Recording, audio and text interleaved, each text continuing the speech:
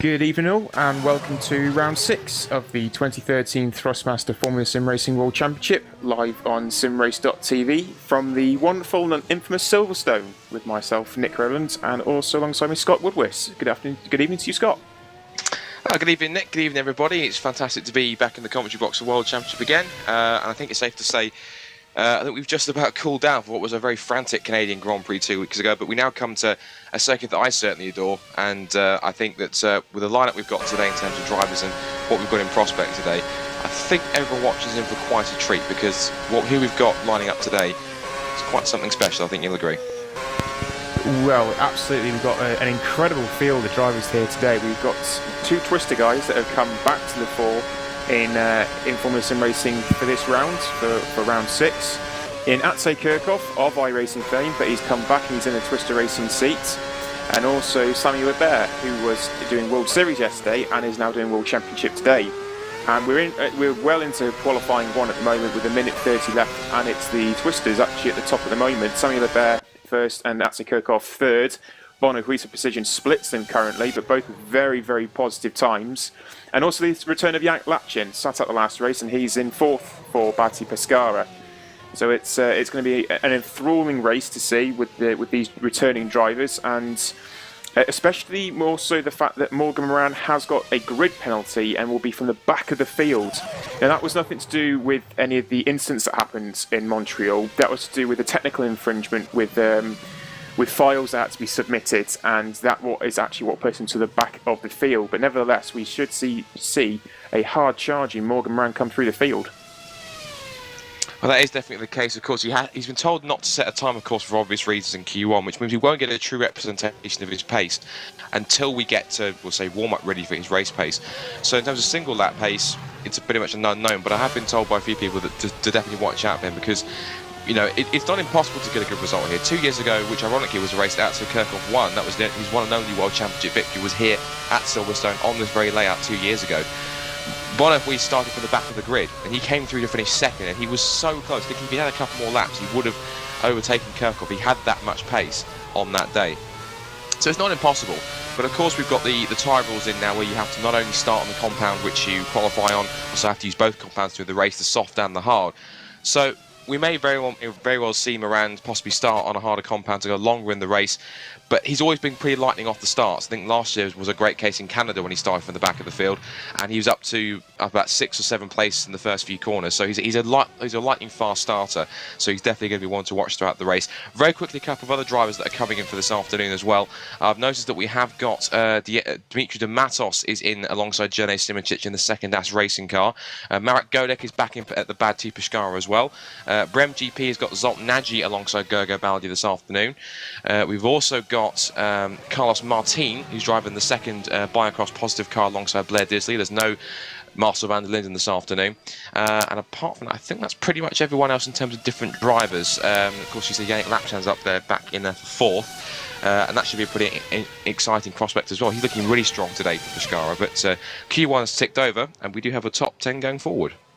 We do indeed, and there's still some drivers out on track, but as it stands at the moment, Samuel Lebert will progress as the fastest driver on a 1:30.1, Woodwiss in second on a 30.2, Atte Kirchhoff on a 30.3. Then we've got Yannick Lapchin, he will progress along with Ivor Calamise, Jack Keithy and Martin Gosby of the Precision group there, the trio. Patrick Dewitt in the Crown 7 Netrex Racing, along with his teammate Dion Kostadinov in 9th. And the Montreal winner, it turned out to be, after all the penalties were applied and race direction took a very firm stance, but arguably fairly.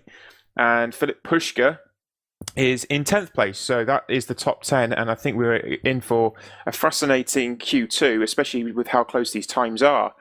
Point 6 covered a series of drivers. I think it was about 7 drivers actually. It was from 8th down to about 14th, if not more. In fact, yes, it was more than that. They were so close, but all of them were within 0.6. They were on a 30.6, and that was only 4 tenths off the pace, but only one can go through. And it was Pushka that had the faster 30.6. In fact, Kostadinov had a 30.602.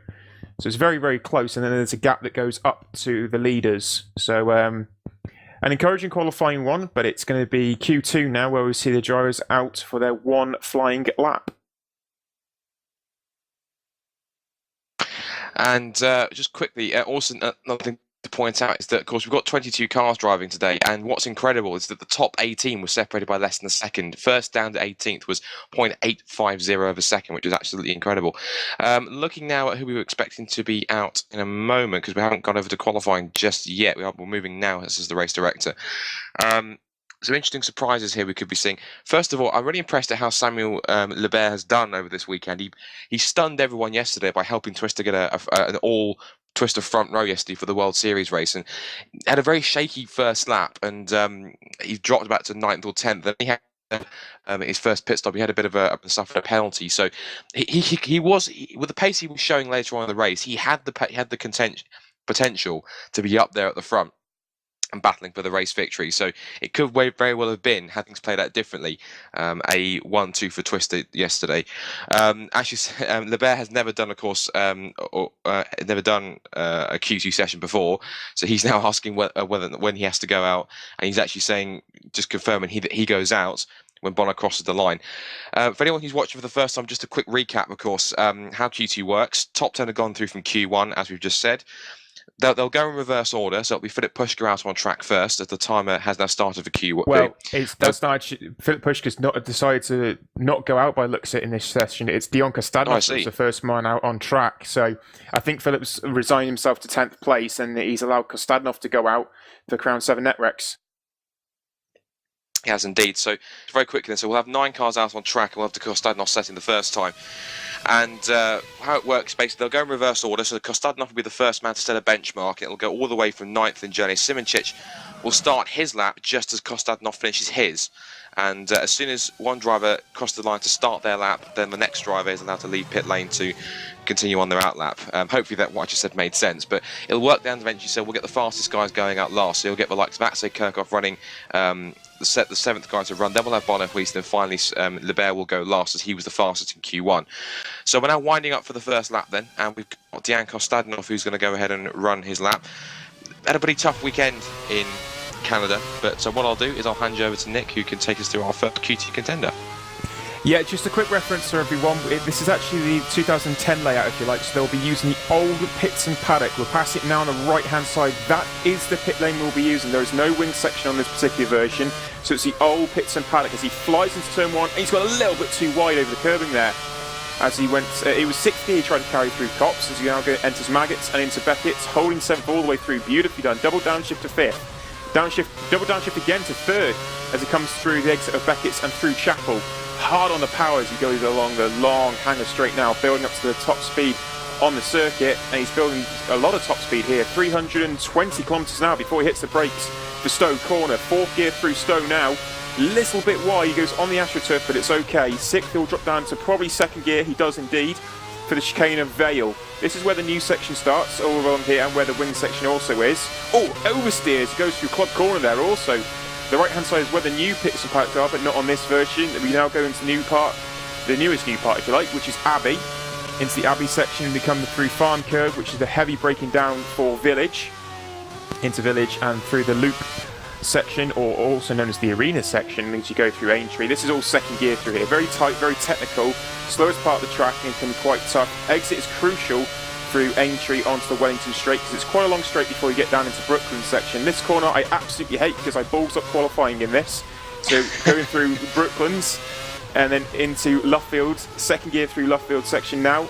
Hard on the power out the corner. This has been a fairly tidy lap though from Kostadinov as he now drives hard for the line, building the speed up. Hits line, it is a 1:32.8, a solid time there for Dion Kostadinov. It is indeed. Not as quick as probably we'll see for pole position, but we'll have to wait and see what the benchmark is for the rest of the drivers. And next is his teammate Patrick DeWitt, and before he starts his lap, well, what can you say about his weekend in Montreal? He got involved in several incidents, including one which effectively decided the outcome of the race. And some people felt he should have been penalised a lot more than he was. He did suffer a couple of penalty points on his licence, but nonetheless, he is still racing here, and he does feel bad about what happened. So onto his lap he goes. And I'll head on board as they go. Heads in towards Max Beckerson Chapel. Probably one of my favourite sequences of corners, because it's so quick. 7th gear through Maggots, double downshift to 5th, and then double downshift to 3rd as he goes through Beckett's. And now into Chapel. The exit out this corner is crucial to get you onto the hanger straight, because you have to get as much top speed as you can. 7th gear now running up towards how much wings you're going to run. Not as quick as Kostadinov, 317 he touched, but he is up, however, by just about 1/10.5. So looking good for Patrick de Witt. There's a much cleaner run through Copse, it seems, as he breaks down towards Vale. Very tight left hand, almost like a hairpin if you like in some cases. Now through the club, they've reprofiled it so it's kind of like a double apex rather than a long sweeping corner that you take a late apex on. And then sweeping down past what is now the new wing complex, through the new Abbey corner at some 270 kilometers an hour, then through Farm and hard on the brakes for Village now. Very hard second gear corner. All this is great for overtaking opportunities, why it was put in the first place. And holding second gear as he does. The split hasn't come up just yet for his second, well, it hasn't come up at all yet, so not showing anything on my screen. I'm not sure how much he's by, or if he is up at all. But we'll see the Patrick de Witt then throws it into Brooklands. Late apex in this corner always, then you bring it to back, hold the inside line on the right hand side all the way through Loughborough. Watch for that piece of tarmac on the inside, can throw you up. Oh, and that's ruined it completely. Just about gets on the curve and too much throttle on the exit, and that's really ruined the lap. It's now put him on a 33 points. Where's that put him now? I try to struggle to see the time. 33.5. That's a shame, because it was looking to a fairly decent lap, but it came undone all at the end of that lap. But currently it's 1-2 for the two Netrex cars, and next out on track for their lap is going to be Martin Gosby. Yeah, it is indeed. Martin Gosby out on track in the GT Omega, as he's already started his lap going through the Maggots-Beckett section. Coming down toward, well, it's Beckett's now and onto Chapel. Always a little bit wide there. It's probably compromised his exit quite heavily there. In fact, he now steams down to the end of sector 1 and up towards Stowe Corner. Coming up to Stowe Corner now, and he's 7,000ths of a second off Kostadinov's time. That was a little bit of a bad exit that he got there, but that's been healthy there through Stowe Corner. Coming down to Vale now, heavy on the brakes, second gear again. Took a lot of inside curb there, ran a little bit deeper than he probably would like to have done, as he powers now through Club and accelerates down towards Abbey. This is a critical part of the track. He'll downshift once, does he? He does, just one downshift, very, very wide on the curb, but carried so much momentum and speed through there. Again, we're not able to see the second split, so I'm not too sure what's happening there, unfortunately. Can't see that second split for myself personally. That second gear now through the arena section, the loop, and then into Aintree now, over the curb of Aintree. It's a flat corner that, building the speed up, coming down the Wellington straight underneath the Thrustmaster bridge and into Brooklands. Brooklands, it's a very, very late break. He uses second gear there, interestingly. Pops it back up to third, then back down to second again. And this is for the final corner of Loughfield, and then the kink really of Woodcut. And he comes through Woodcut corner now, driving for the line, and it is a 1:32.2, 6 tenths quicker than Kostadinov. What a time that was! I apologise for not being able to see the second sector time, but that's a fantastic lap in the end there from Martin Gosby's good provisional pole. And after one GT Omega, here comes the other one. It's Jaakko leading second race now for GT Omega as he throws it into Copse corner, 6th gear, about 270 odd k's, a fantastic corner. This sequence all the way from the exit of Loughborough all the way to Stowe. It's just one of my favourite sequence of corners in the world. Just it's the speed you carry through here. He's in 5th, down to 3rd again, about 100 miles an hour on the exit. Oh, and that's a little bit rough. He's a little bit of the exit grass on the curb as well, as he now sprints down towards under the bridge, up towards Stowe, the end of the first sector. And where's he going to be related to Gosby? He's up by 17,000ths of a second, so the two GT Omega cars fairly similar. Now for this second sector, I'll have to use the live timing page that we've got on FSR, the Formula Sim Racing website. But through Vale, it's just a very quick change of direction there. There seems to be this car's really hooked up nicely as he runs past what should be the wing complex, but up towards Abbey. Does he downshift? Yes, he does. A little bit less speed as he carries through there, a little bit safer. Now then, we've got the splits again, and he's down now by just 0.04 of a second as they run toward the arena section. And it's fairly tidy lap so far from Keithley. Hasn't been too dramatic, nice and smooth, as we like to see him. And the use of the exit curve as well to set him up down the Wellington straight towards Brooklands. How wide is he going to go? I think he uses a little bit of the curb on the outside on entry. Doesn't really use any curb on the actual apex itself. And then hugs the inside of Loughfield. Lets the car drift to the apex, a slight nip of the curb on the outside, and then sprint towards through Woodcote and towards the line. Where will it put him on the grid? Puts him second, 1:32.345. So currently the two GT Omegas have out-qualified both the Netrex cars, and that's going to be crucial because both of those cars are actually in quite a fight at the moment in the championship standings between GT Omega and Netrex at the moment, and Brem GP2. Yep, and it's time for the Precision Motorsports car, the second Precision Motorsports car. This is Ivar Calamies, and he's just coming through Beckett's now and onto Chapel. Third gear, he helped through that and had a much cleaner exit than what his sister teammates had through there. So that's been very solid from him as it went onto Hanger Straight, carried good speed and good momentum all the way onto it. He's 5,000 down on Gosby though. That's interesting. So he must have not carried as much speed on the entry, but got a good exit. So he now comes up to Vale now, second gear. And it hits a curb quite a lot. A lot of these drivers are taking quite a lot of curbing as he goes through Club Corner underneath the simrace.tv banner and coming up towards the Abbey section now. Drops to 6th gear through Abbey. Had some much cleaner line through Abbey there, and he's a 10th off Martin Gosby, dropping down into Village and the loop section before Aintree. This is all second gear, very slow, very, very technical, but need a good exit here. Got to get on that power nice and early. Clip the exit curb of Aintree and now for the Wellington Straight. Building speed, he's in 7th gear now, building up to over 300. That's 305 kilometers an hour as he carried into Brooklands. Again, uses second gear. It's only Keithley that hasn't of the Precision outfit. And so he's carried second gear through the final corner there also. Runs all the way out to the curbing. As it's been a solid exit in onto Woodcut, up to 7th gear. It's just a 10th off, it's a 32.3. It's a good lap from Ivar Calamies there, but Martin Gosby still able to beat it on a 32.209 currently. Excellent time from Calamies then. Next man up to set a time is going to be Yannick Lapshan in the Cascara UAE machine. And last time we saw him, he put in a great effort in qualifying back at Monaco, qualifying 4th, which is a great opportunity. One of the recent times we saw him. He's always been pretty good in qualifying, so we'll see what he's got. Steady run through. He's actually used his 4th through Beckett, so that's quite intriguing to try and get some traction. I wonder if that's going to compromise his run down the Hanger Straight. Under the Thrustmaster bridge he goes. And what's his first split going to be as he heads towards the timing beam? He's down by 0.03 of a second, so maybe didn't lose as much time as we thought it might do. But I haven't seen many people, because everyone else double downshifts to 3rd through Beckett's, but he's now chosen to run it a gear higher. Second gear for Vale, up to 3rd on the exits. He short shifts through the first part of Club, and he's full throttle on the second part on the second apex, using the outside curve as he runs into Abbey Corner. 250, 260 k's, slight twitch there, had to correct it slightly. That's going to compromise his run, and he's now down by 2/10, so he's actually lost quite a bit of time in that second sector. They wind through this brand new section of Silverstone, which they redefined. It's been made for overtaking opportunities, and it certainly does provide that both in real and virtual racing. Onto the Brooklands Straight, onto the Wellington Straight, excuse me, and he goes down towards Brooklands Corner. Not as much, doesn't use all the curb on the outside as some other drivers have done. A lot of curb on the inside through Brooklands. And then, again, hugs the inside run. And that's the car run all the way to the exits. Again, another oversteer correction through there. So that car not 100% feeling proper, but down towards the line. It's a 32.5 from Lapshan. He slots into 4th provisionally. That could have been a bit more, but a couple of mistakes did cost him some time. Absolutely did, and I'm looking forward to this. The iRacing man returns to our facts, and we have Atze Kirchhoff on track for Twister Racing as he's about to start his flying lap, as he will dive into turn 1 as he comes in now through Cops Corner, holds 6 all the way through, took a beautiful curb on the inside and on the exit as well to carry as much speed and momentum as he possibly could going through there, into Maggots, then into Beckett's. He double down shifts, drops another gear down to 3rd. He's quite wide on exit, but we saw Gosby do that and carry good speed.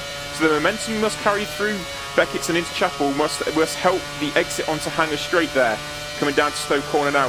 2/10 up on Martin Gosby already for the Twister Racing car. Superb sector 1 there from Atze Kirchhoff. 6th gear, he comes down now into Vale. He uses second gear, very late downshift into second gear in fact. Too much curb on the inside, he's had to correct it, he got an oversteer. Goes through Club now after correcting that oversteer, driving up towards Abbey now. He's up in 7th gear, he'll do a single downshift, does he? Yes, very, very late downshift in fact, so he's carried as much as he possibly could in 7th. And he lost time, I thought he did, he's only 900ths up on Gosby now.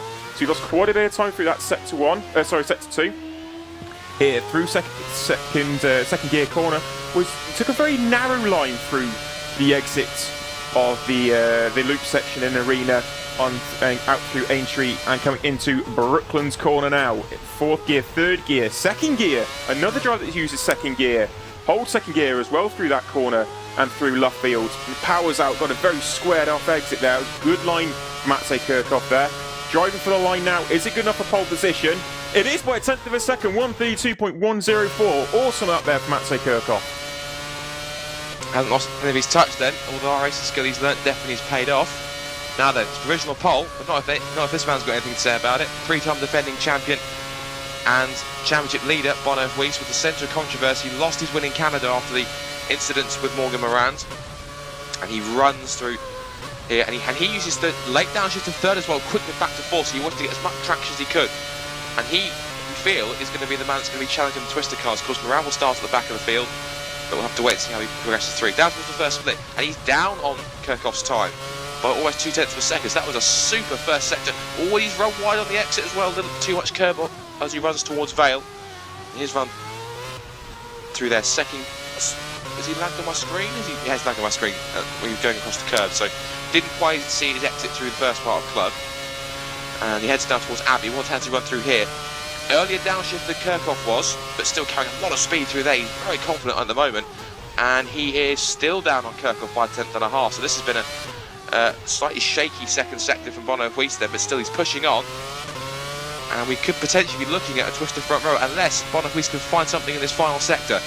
So down he streaks towards Brooklands corner. Let's take a look at his run through here. Uses the outside curb in, swings in, third gear he holds, clip of the curb on the apex, and again it shifts down to second pretty late, and he'll let the car drift all the way to the exit, slight bite of curb, and he sprints towards the line. Is it going to be provisional pole for Bono Woodwiss, or will it still be Atze Kirchhoff? Answer to that is, it is!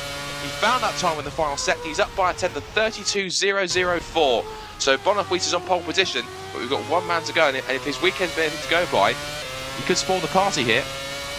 I think Bono Woodwiss found all that going through Brooklands. He carried so much speed and momentum in third gear and controlled it beautifully, and it's allowed him to go to pole position on 32.0. But now we have Samuel Lebert, the fastest man in Q1, is out on track now for Twister Racing as he steams through this very, very fast section. Beautiful piece of track this.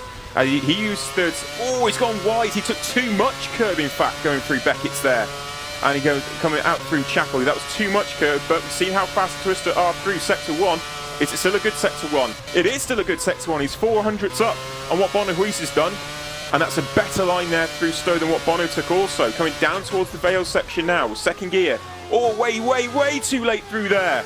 He carried loads of speed in, but he's got nothing for the exit. That's compromises Sector 2 quite heavily coming through Club now. He'll charge up to Abbey. He'll downshift to 6th, I would have thought. He does again, late downshift. Oh, he had to lift out the throttle as well. That's compromised even more. He's still up though, incredibly. He's still up. He's nearly a 10th up on Bono Woodwiss even after all those corrections. So, throwing the car late into the corner seems to work for Twister Racing. Get that nose in, sort the rest out once you're there. That's working beautifully for Twister as they come on to the Wellington straight now for Samuel Lebert. Coming down to Brooklands now, into Brooklands. Can he do it as well as what Woodwiss did? Oh, that's still... No, he's gone wide again. That's very, very wide, but we've seen this working for him. Going deep in the corner, but it was working as he comes out of left field now, oversteer on exit. Still very good, though. It was a tidy enough line. Coming for the line now. Is it good enough? It's not. 2/10 off, he's third. Bono Woodwiss takes pole position at Silverstone. Well, I think with the pace that that the Twister cars were showing in Atze Kirchhoff, he just lolls at that because he wasn't quite sure where that came from Bono Woodwiss. But I think with the pace everyone was showing, we were expecting it was going to be a Twister front row with Lebert and Kirchhoff. But Bono Woodwiss just puts them to bang to rights and says, "I'm the 3-time world champion here. I'll take pole position. Thank you very much." So he's taken another pole position, but with the pace that Twister Racing is showing, because I'll touch on this a little bit more, the Twister Racing cars are set up for these high-speed circuits such as Silverstone, Nürburgring, and also places like China, where the high-speed long corners come into play. So at the moment, it's going to be Bono Woodwiss fending off a double-pronged attack from Twister, but never count out Morgan Morand because he's going to be at the back of the field, but he will be charging through. So what I would love to see at some point during the race is if Morand can charge up near to the front, we may even see a four-way scrap for the lead. And how much of a mouth-watering prospect is that going to be going forward? Absolutely, and what we've just seen there also, well, we're actually getting some driver comments in already. Some great driver comments coming in already, and they're all praising Bono Woodwiss for that superb Sector 3, and they're all saying that Sector 3 is what got Bono Woodwiss this pole position. That Sector 3 was outstanding for Bono Woodwiss, and that's what's got him in front of those two Twister cars. Martin Goffey then slots into 4th position with Ivar Calamise in the 2nd position just pining. Jack Heathley is 6th, Jan Lapchin is in 7th, Ian Kostadinov is in 8th with his teammate Patrick DeWitt in 9th, and Philip Pushka running out the top 10 without even running. So he's got some he's saved his tyres. So from 10th, he's looking to try and go again from what he did in Montreal to win. And Philip Pushka trying to run from 10th on fresher tyres than what the 9 in front of him have. That is certainly the case. Looking down the field, any surprises outside the top 10? Well, Johnny Simoncic didn't make it through. He's only 13th, and that was actually slower than teammate Dimitri Dematos, who's standing in for this weekend. Godek was outside the top 10 again in 14th after he qualified 5th in Canada. Chris de Jong has improved slightly. He's back in the car after his race with MGP in Monaco, so he's now running again. This time he's in Fast and Speed actually. He's not running in the Netrex car. Fast and Speed is who he's driving for alongside Marconi. And who else is really not impressed? Well, Gerger Valley's up there in 11th, and it's going to be intriguing because what we can take away is that this in terms of Twister, the appearance of Kirchhoff we believe is a one-off. This is a cameo appearance like Lee Morris was supposed to be making in Canada. Unfortunately, had to pull out due to his illness.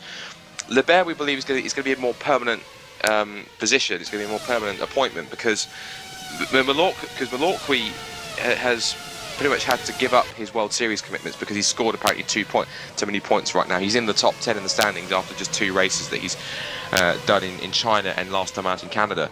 So this apparently is going to be a lot more of a permanent position. Now how this affects is that effectively one, where's everyone Malorqui going to slot in, and also where's Rasmus Tali going to slot in as well, because this is going to be intriguing if they're going to rotate drivers in this one. I'm not quite sure how they're going to run this with Twister, but they've certainly brought Atse Kirchhoff, and he's learnt a lot from his time running in iRacing. He finished 5th in the standings last year in the iRacing World Championship Grand Prix Series. He's currently 3rd in this year. He's taken the fight to such drivers as Gregor Hutu and Hugo Luis. Gregor Hutu's a former FSR driver as well, so he knows what competition here is like. And it's good to see him back in the series, and it's good to see him putting his expertise that he's learned from iRacing to good use here. And also to help out Twister Racing because he's been very faithful. All the wins he's taken ever in FSR have all been with Twister. 3 wins in the World Series and his 1 win here 2 years ago in the World Championship. Lebert has got the pace, another guy who's come from iRacing. Got some good experience, has won a couple of races there. And he stunned everyone yesterday, as I said, with pole position. So he could be a dark horse. Later on in the races, he showed some fantastic pace. He could be someone we could really watch for. So it's too close for me to call. I think if we do get that fight at the end with the 4 drivers, if Moran can fight his way through the field, we're going to be in for some show this afternoon. But who knows? It's FSR, anything happens, and as we've seen so far, 5 rounds in, usually does. Yep, and what we'll do, just throughout this warm-up, we're just going to take a little breather here, and we will be back after our sponsor video.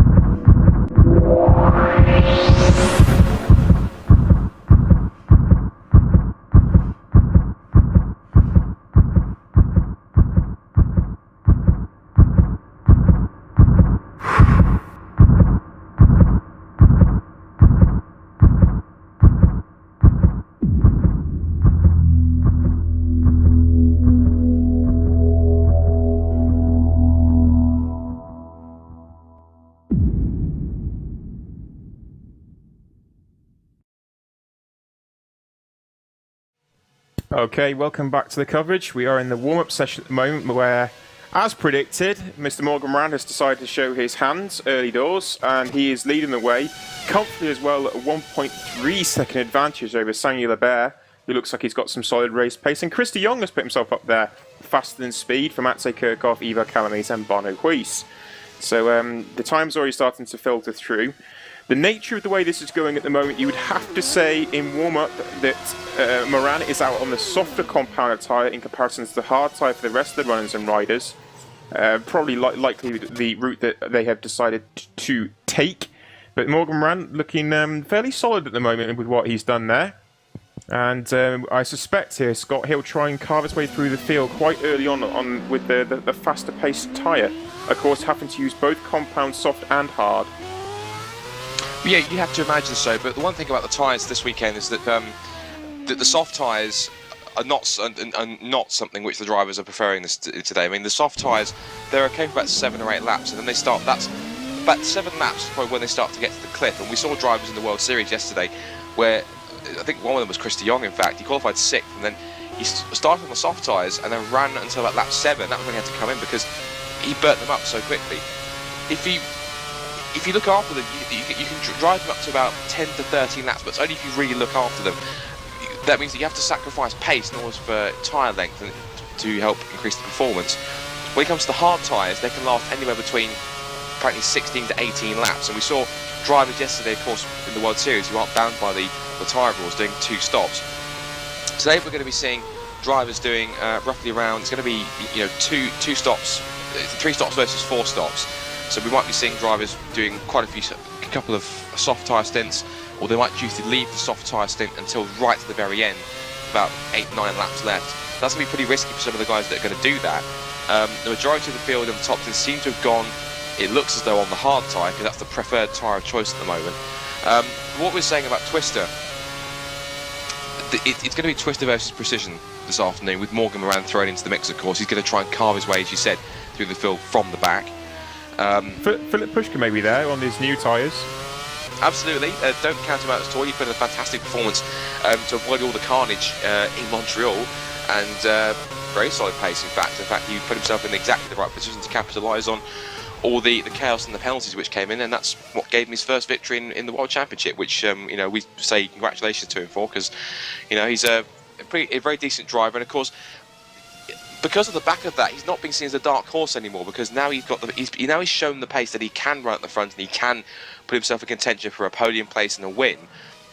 I believe the dark horse this weekend is put for victory, or in terms of good result, has actually been Patrick De Witt, which is surprising after all the trouble he caused in Canada. But we'll have to wait and see. There's a lot of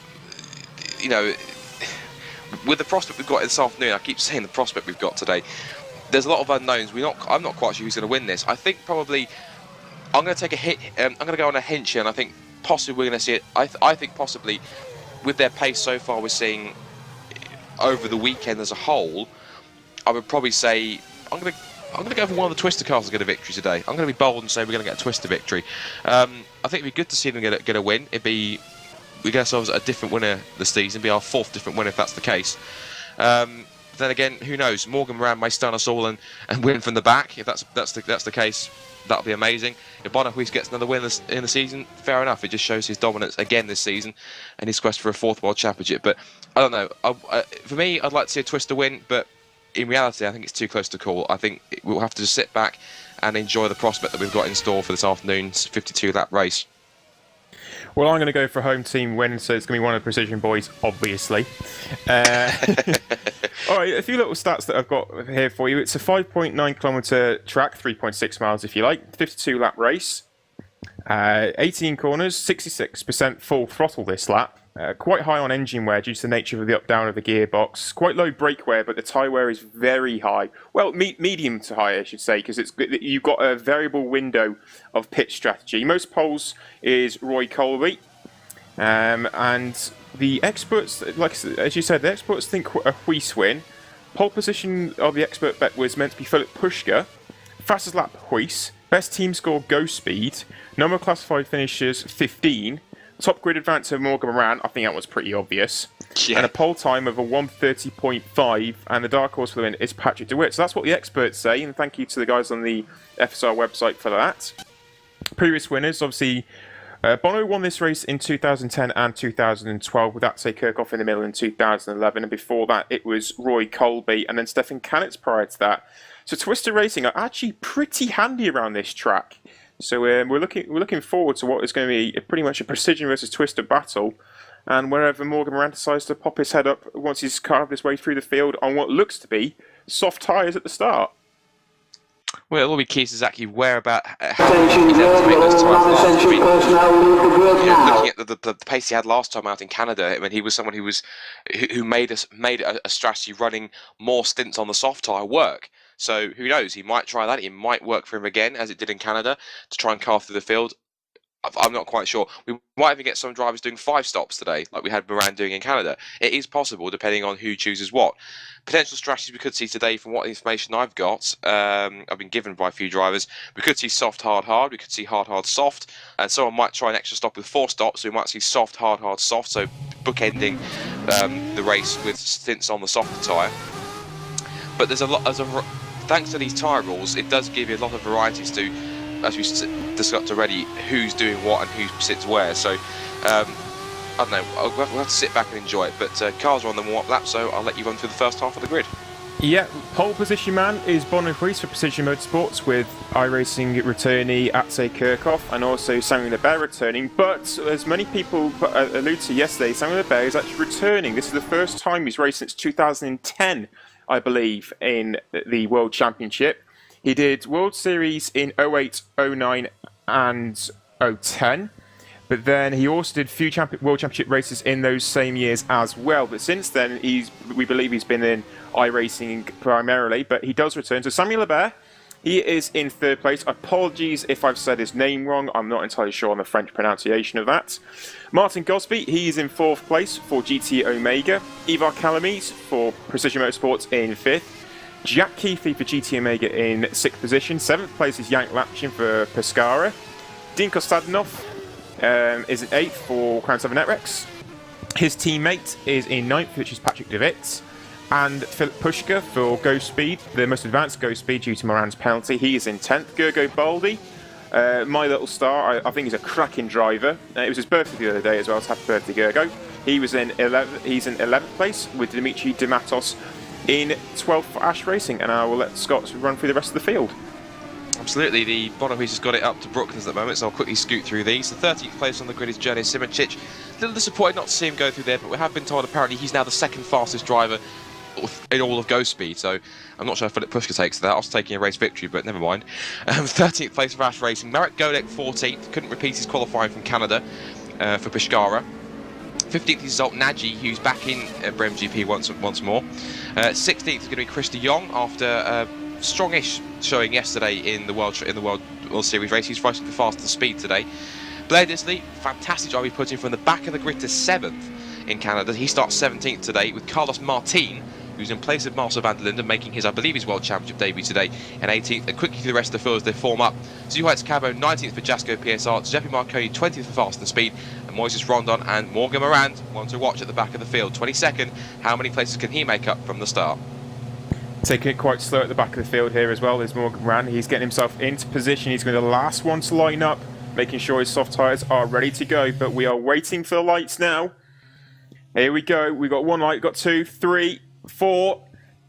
And the British Grand Prix is go! And a good leap there from Woodwiss straight away. That's a great start. And that's Martin Gosby looking to the outside of Akshay Kirchhoff. Oh, he's gone around the outside. Superb! Martin Gosby, the GT Omega's gone straight into 2nd place. Kirchhoff's in 3rd and Calamise is in 4th. Keithley's 5th. Lebert's dropped down to 6th place. And Precision have swapped the twisters at the start. Gosby's into 2nd. And Calamise is looking to pounce on the twister race of Akshay Kirchhoff straight away. Keithley's there as his rear gunner. Lebert is in 6th. Jank Lapchin is in 7th. But he's on a heavy far from Brem GP's Gergo Baldi. Can he break round the outside? They're going 3 wide through there, in fact, I think. Yes, he does, and that's Libert. Baldy's held on, so Baldy goes into 7th place. Lapchin's down to 8th. Simoncic around the outside going into Vale now. He goes around the outside. This is the Ash racing car. He goes up a spot. Lapchin's lost two positions in 2 corners there. And Philip Pushka's held on to 10th place. Chris de Jong is 11th. Now, Dimitri Duratov's 14th. Morgan Moran is already up to 16th. That's a great start there for Morgan Moran. Stonking start. Watching him, he went 3 wide with 3 cars at the back of the field. 1 car struggling as well. We've got Dianco standing off without a front wing as Moran takes another 2 places. He's up to 14th already. He's taken 10, I think that's 8 places he's made up already in the first lap. So on the soft tyres, this is an absolutely fantastic advantage. But Libert's done exactly what he did yesterday. He struggled off the start once again. He probably hasn't adjusted properly to starting an R factor once more compared to iRacing. Pushka's gone up to 9th. Pushka's gone up to 9th, so Lapchin's lost another spot. Lapchin's going backwards at the moment. He's going to come under fire from Chris de Jong, and Chris de Jong's got by him as well. Lapchin's down to 11th now. And Simoncic is battling with Baldy going up towards turn 1, I believe. Baldy's closing on Libert. Keith Lee is still holding off from Calamise as Atsay Kirchhoff sits in 3rd place with Martin Gosby in front of him and Bono Huis, the race leader, as per usual really. But what a start that has been for the Precision guys and GT Omega also. It's there's 2 sets of Precision cars, if you like, with Atsay Kirchhoff in the middle in a twister, and the other twister is Samuel Lebert, who's coming under fire from Gergo Bolt's coming under fire from Jonas Simoncic here. So Simoncic is going to chase Baldy down into Stoke Corner. He does indeed, going up the inside. Can't get it done. Baldy holds on. Side by side push good de Jong through Stoke Corner as well. And de Jong's got through, and Simoncic again moving up the inside of Baldy into Val Corner, makes it stick. Remember, Simicic's qualified in 13th. Baldy's got other ideas, trying to get on the exit side by side through Club, but the Ash Racing driver's got it. So Simoncic is now up to 7th place. What a start from Johnny Simoncic. He's up 6 places.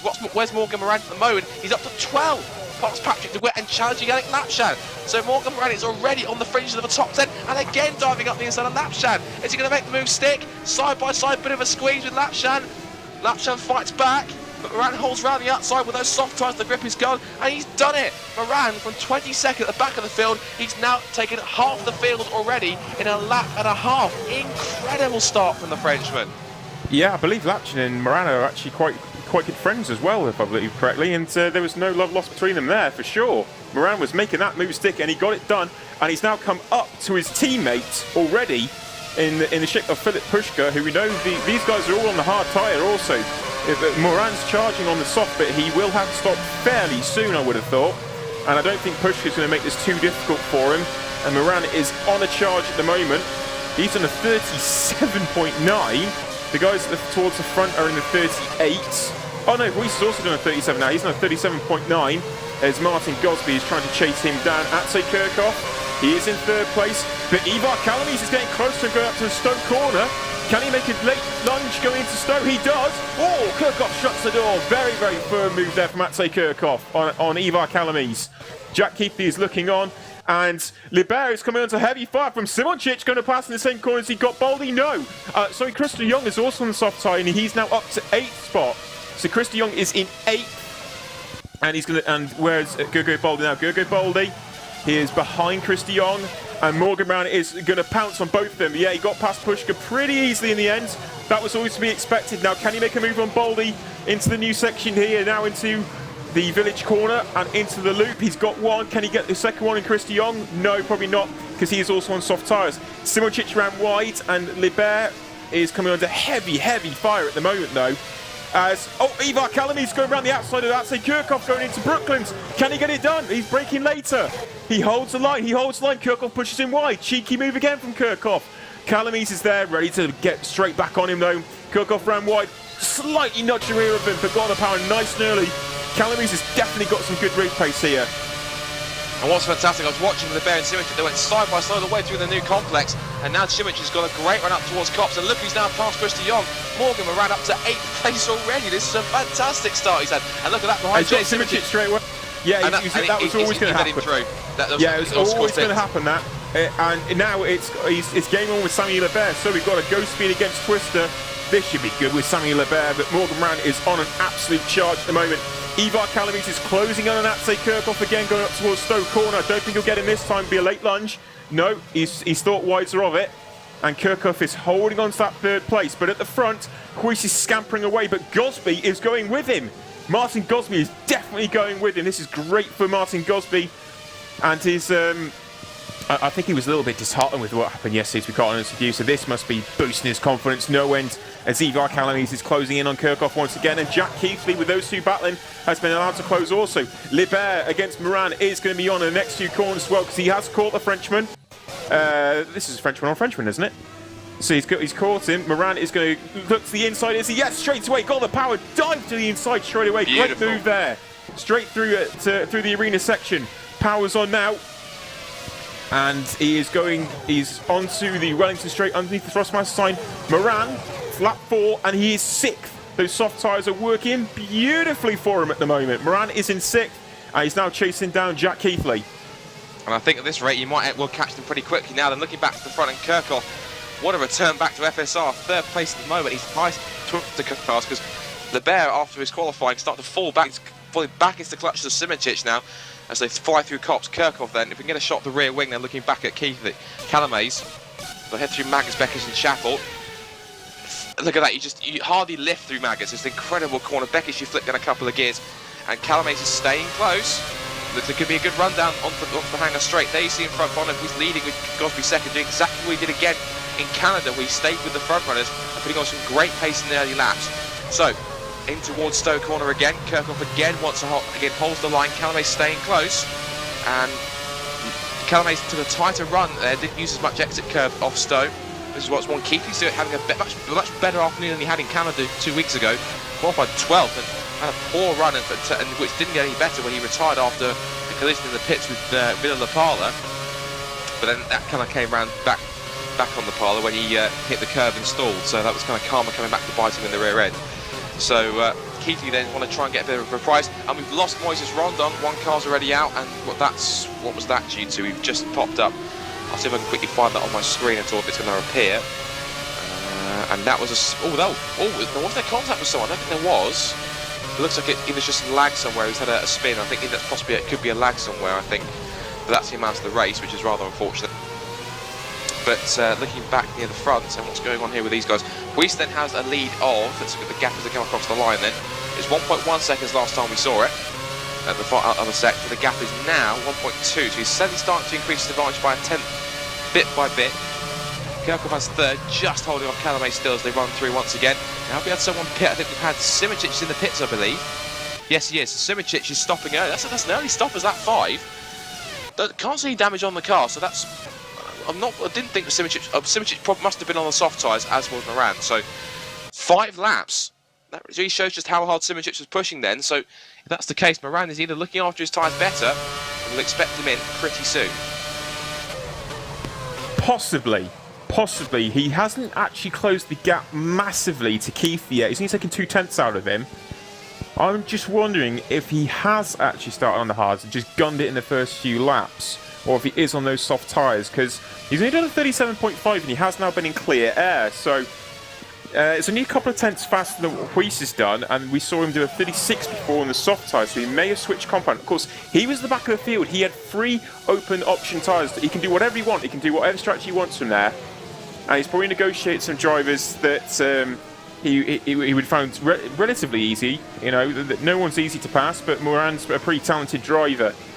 He's 7 tenths behind Keithley now, so he's starting to close it slightly, but there is an outside chance that he had to switch onto the harder compound tyre and just run in slightly hotter pace, but we'll see when he gets back to the line if he has improved on a 37.5. If he improves, I would have thought he's probably on the soft tyre. If he doesn't, I'd say he might actually be on the hard tyre at the moment and just gunning it. So he's up behind Keithley as Calamies is closing on Kirchhoff, once again going towards turn 1. And... no, see, he hasn't improved Morgan Brown, so I think he's actually on the hard tyre there. And Kirchhoff ran a little bit wider than what Calamies did. Calamies is closed on Kirchhoff again. Good, promising pace. Oh, wow, a lot of curve there for Kirchhoff, in fact. Doesn't want to do that too often. Out in front, it's Woodwiss. He's on a 37.7, so has Martin Gosby. Martin Gosby is holding at 1.2 seconds behind Woodwiss. That's great encouragement for Martin Gosby here at the moment, as Kirchhoff has just pulled that gap that's required on Calamies up towards Stowe corner, as Keithley is just settled into a solid pace. He's running low 38s, which is good. That's well, everyone else is in the 37s around him, and he's on a 38.2. So yeah, he needs to pick up a pace by a couple of tenths, and he'll be absolutely fine because Moran is coming at him, and Lebert is not too far back. Jaakko Baldi is sitting in a very comfortable 8th position at the moment because Patrick de Witt is under pressure from Filip Puška and Yannick Lapchin, with Nagy not too far back either. So clear air for Jaakko Baldi just at this moment in time, as Lebert is getting closer to Moran's getting closer to Keithley, sorry, and looks like he will be coming in fairly short. I will tell you something whilst you were talking there. I was watching that battle scrap going off 8th, 9th, 10th. Fantastic racing between Baldi, de Witt, Puška, Lapchan and Nagy and Chris de Jong. De Jong was really the man you lost out the most on that one. He's down to 30. He was about 8th or 9th. He started in that sequence, now down to 13th, as we've now got Lapchan. Excuse me. Oh, sorry, Scott, Moran's in. So he was on the soft tyre. I think they've just given up after a few laps. So he's gunned it for those few laps, and it looks like they've given up. He's dived into pit lane now on the start of lap 8. Well, we did say that lap 7 will be the cliff, and also we've got, who's that in the back? And we've got some of the Chris de Jong's in too.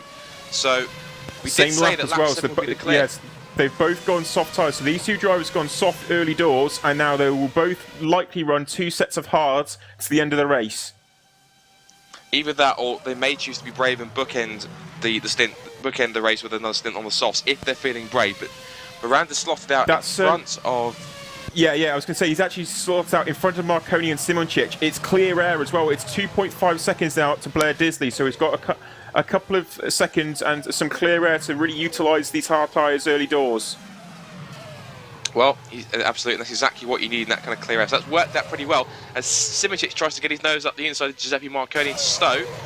Marconi gives him space, and that's Simoncic through. Although Marconi might try to fight it. I thought he was for a second, but he's managed to back off and allow Simoncic through. Now then, I don't think Simoncic would challenge Moran too much because he knows what's at stake with Moran, of course, with the championship, so we'll have to wait for that one. De Jong has slotted back out in 19th, looking back from the field. Kostadanov is back in 20th after he lost his front wing on the first lap. Godek has dropped some. Maybe that was an early stop for him as well. And we've only lost one car. Moise Ronner. Oh, who was that? Marconi's out of the race. Now I saw his car just now, and that was on the side of the track with no wheel, left rear wheel. And he lost it. Oh, that was on the exit of Stowe, on the exit curve through Club. And he's whacked the wall, and that has put his car. He's torn off his left front, in fact. So we lost the second car. It's unfortunate for Marconi. He has a knack for finishing the race, and he put his left side wheels onto the AstroTurf, and he just pulled the car wide, straight into the barrier. It's torn off his front left wheel and suspension, and that's him out of the race after 8 laps. So we've lost 2 cars after just the opening few laps of this race. We're only about a fifth of the way through, so I'm not sure if that's going to be an indicator for the rest of the race attrition-wise, but we'll have to keep an eye on that one. But Bonner, he still has a 1.5 second advantage now. He does indeed. He does indeed. He's actually just done a very good lap. He's done a 37.4, where Gosby did a 37.6, and also Lebert did a 37.6. Kirchhoff did a 37.4. Calamies did a 37.8, so he dropped a few tenths to Kirchhoff just then. Keithley actually improved his time to 38.0, but he's now got Samuel Lebert all over him. He did a 37.5, so Lebert's got some good pace. It's taken a few laps for him just to bed in, just to find his feet, but now he's up and he's gunning it again, and he's up behind the GT Omega of Jack Keithley and looking to make an impression. He's a half second a lap quicker at the moment, is Samuel Lebert, and he wants to get past that GT Omega pretty sharpish. And also Calamies has just slightly dropped away from Kirchhoff. Looks like these twisters are starting to come to the fore, saving their tyres quite nicely, but Huis and Gosby are using their tyres very, very well also at the moment. 37.4 from Huis, 37.6 from Gosby, so promising and good times here from these guys out in front, but the twisters are starting to come back at them. I'll tell you one thing, Lebert's on a flyer on this lap because he set the fastest first set for anyone on this current lap at the moment, chasing Keithley. He's about 2 tenths off the lap that current lap that Huis is on right now. So he's lost a bit of time. I think possibly it's stuck in his dirty air. He is. He's in the dirty air because he was absolutely flying then as well. And Huis actually improved his 37.4, and Gosby picked up the pace as well. He's now done a 37.4, so they're all pretty much matching and trading times at the moment. Well, Kirchhoff's looking at the other twister cars, just gapped Calamies slightly. As you can see in the background, the Bear's also losing time. Of course, he's again stuck in that dirty air we just talked about. Up there, Morgan Moran, he is now up to 14th. He's put himself between Carlos Martin in the Blair Disley, sorry, and he's now chasing the Super X Cabo in the Jasco Spain PSR machine. That's for 14th place. Next car up the road from him is going to be the second bycross car of Carlos Martin, who's a few seconds up the road. As Moran drives up the inside of Cabo, and that's 14th place of Morgan Moran. So he's actually making the most of these early stints in the soft tyres. And the lap time last time around, what did he do? Fast lap of the race, he's flying 37.0. That was at least 4 tenths quicker than the guys in front of the leaders. So Moran is using that clear air, it's absolutely to his advantage.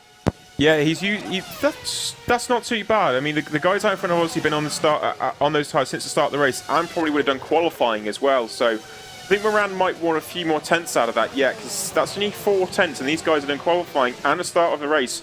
Some 8 laps they've done on them prior to when Moran was on the soft tyres. So I think Moran will probably like an extra few tenths ideally.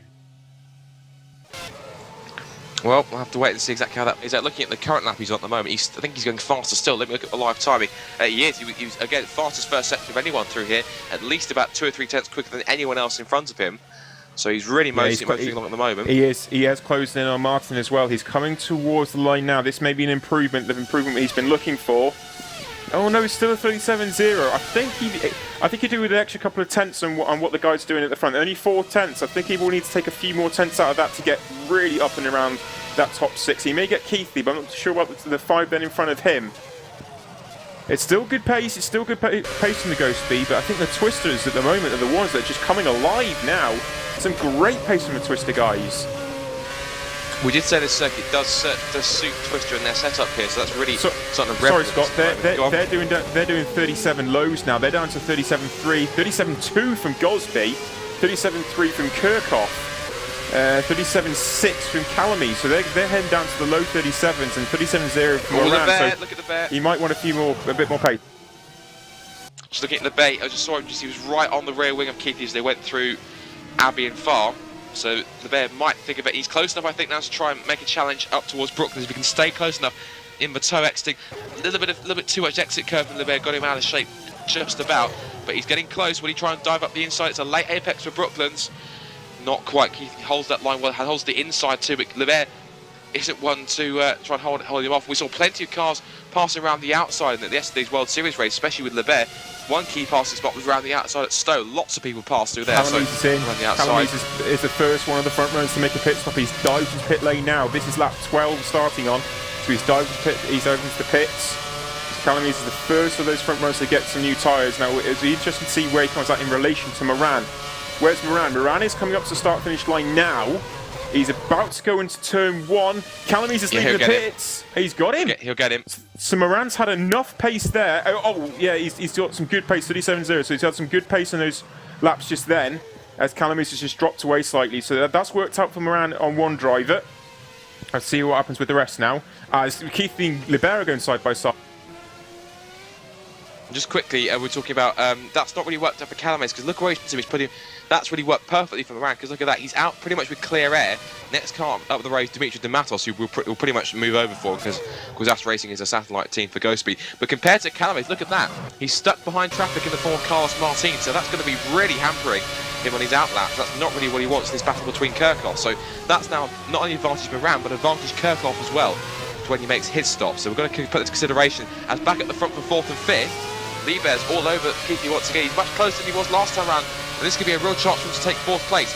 Down the Wellington straight lane, it's Keithley in the GT Omega versus the Bear in the Just a Racing car. He's closer, but again, he's just not getting enough pace on the straights to try and make that pass for 4th. But is the Bear now going to try and get a suitable exit through Luffield? He's staying close enough. We've got Twister coming into pit lane. It's Kirchhoff. So Kirchhoff's making his pit stop now. He's dropped out of 3rd place. Keithley and Libert go through. Baldy goes through. So he's decided to come in quite early on there. Fatse Kirchhoff is coming for some new tyres. Now, where is Morgan Moran, though? Morgan Moran's just come out the final corner now. He's going through Woodcut. It's going to be close. It's going to be close. Yeah, it is. Where's Atse Kirchhoff? Atse Kirchhoff's coming off the pit lane speed limiter now. He's going out. Where's Moran? He's got him. Through turn 1. He has. He's definitely got him. It's only by a couple of tenths, but Kirchhoff's going to be on fresh tyres coming straight at Moran now. Moran is good. He's pitted. He's a few laps ago, but Kirchhoff's going to be absolutely gunning now behind Moran.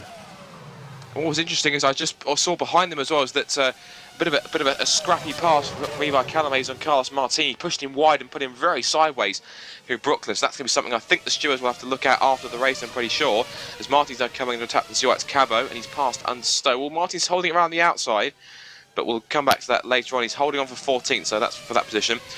But Moran now has fairly clear air still.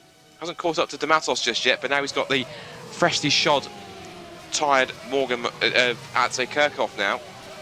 This is one of the battles what we're really looking forward to here. Moran versus Kirchhoff. See exactly how Kirchhoff would stack up against the current generation of FSR drivers since he left in 2011. And he's really giving Moran some pressure here. So obviously Kirchhoff pretty comfortable to put some cars up on temperature. Some pressure also being applied for Martin Gosby. He's dropped the times down to just a second behind Bono Huis now. That was out at 1.4 at one stage. It's now only a second. 37.0 from Gosby. That's a fast lap than Huis. That's a great lap there. Jack Keith is now pitted as well. He's dived into pit lane in the GT Omega. Yeah, a few more cars in. Lapshan's in too, so he's coming to pits then. And Kirchhoff was giving Moran a lot of pressure through the final sector, through Brooklands at least, through Luffield. He's close again as they go through. Moran going slightly defensive on Kirchhoff, diving up the inside a little bit, had a look, but Moran chops him right off at Copse. So Kirchhoff wasn't far enough alongside, and Calames, all this battling will allow the Estonian to close in. So these three guys are going to go at it pretty soon. Keithy's come out just in front of Martini as well. That's worked out nicely. He's gone up to clear air, 3 seconds behind Ivar Calames, and Ivar Calames is closing in on Atze Kirchhoff, who's putting pressure on Morgan Moran at the moment. 6/10 the gap, but these guys are on fresher tyres. 4 to 5 laps of fresher tyres than what Morgan Moran is, so that's working at the moment for these guys. But they need to get past Moran quite quickly, because it's going to have to be all depend now on what Huis and Gosby can do. And Gosby's close within half a second of Huis. Gosby's got some brilliant pace at the moment in comparison to Huis. He's closed right up on him. Unbelievable pace here from Martin Gosby. Lebert is 7 seconds behind at the moment, and Gugu Baldi's the man in fourth. I was just about to say your favourite driver's up there in fourth place, doing pretty well. Also, look, he's a great little kid at the moment. Absolutely, and also great drive. Absolutely, and look, he's also popped into fifth. Always a dark horse, Patrick DeWitt. So he's having a quiet, but just he's always a silent fox, as Patrick DeWitt. Huis and Gosby have pitted. Sorry, Huis and Gosby are both into pit lane now. What's Lebert doing? Lebert's coming off the final. He's in as well. So those three drivers all pitting at the same time. Baldy carries on. He's going to lead the race, is he? Yes, he is. Gugu Baldi's going to lead. Awesome. So Patrick DeWitt, now he pits also. He's into pit lane, Patrick DeWitt. And Zoltan actually goes through. And Dematos also, yes. And oh, what was that? That was Gosby. I think Huis had to go around Gosby on the exit, literally around his right side. So that's going to be intriguing how that's going to work out. And look how close this is going to be. Oh, this is what we were waiting for now. Look at Huis at Gosby exit. And look who's coming right behind them, Moran and Kirchhoff. And these guys got their tyres up to temperature. Huis's tyres are fresher. But look at this, we've got the battle we've all been waiting for. It's going to be Huis, Gosby, Moran and Kirchhoff. If they can all close up between each other, we're going to have a four-way scrap on our hands for the net race lead at the moment. Calames is coming with them, as is also Keithley. And looking at the front is, of course, still Gerga Baldi leading. Pushka's now into second place. And the other Brem GP's up there, Zopnaji in third place. So looking great for Brem GP at the moment. First and third right at the moment, but they're going to have the horde of the leaders coming up behind them with Huis and Gosby. And Gosby hasn't lost any time in the pit stops. And that might have been due to the fact that Huis's exit from his pit box was compromised slightly by having to go around the other side of Gosby. But Gosby stayed with him, so this could be pretty key in the second stint. And I reckon if Gosby does exactly the same as he did in the first part, I reckon even though they're sister teammates, I wonder maybe if Gosby might possibly think about having a go at maybe going for, if it turns out, it's going to turn out, of course, these three cars in front will have to pit. But I wonder if Gosby will try and challenge Huis for the lead here. Of course, they are sister teammates, and maybe position might tell him to hold back because Huis needs the championship points. And of course, Gosby has a World Series championship to contend with as well.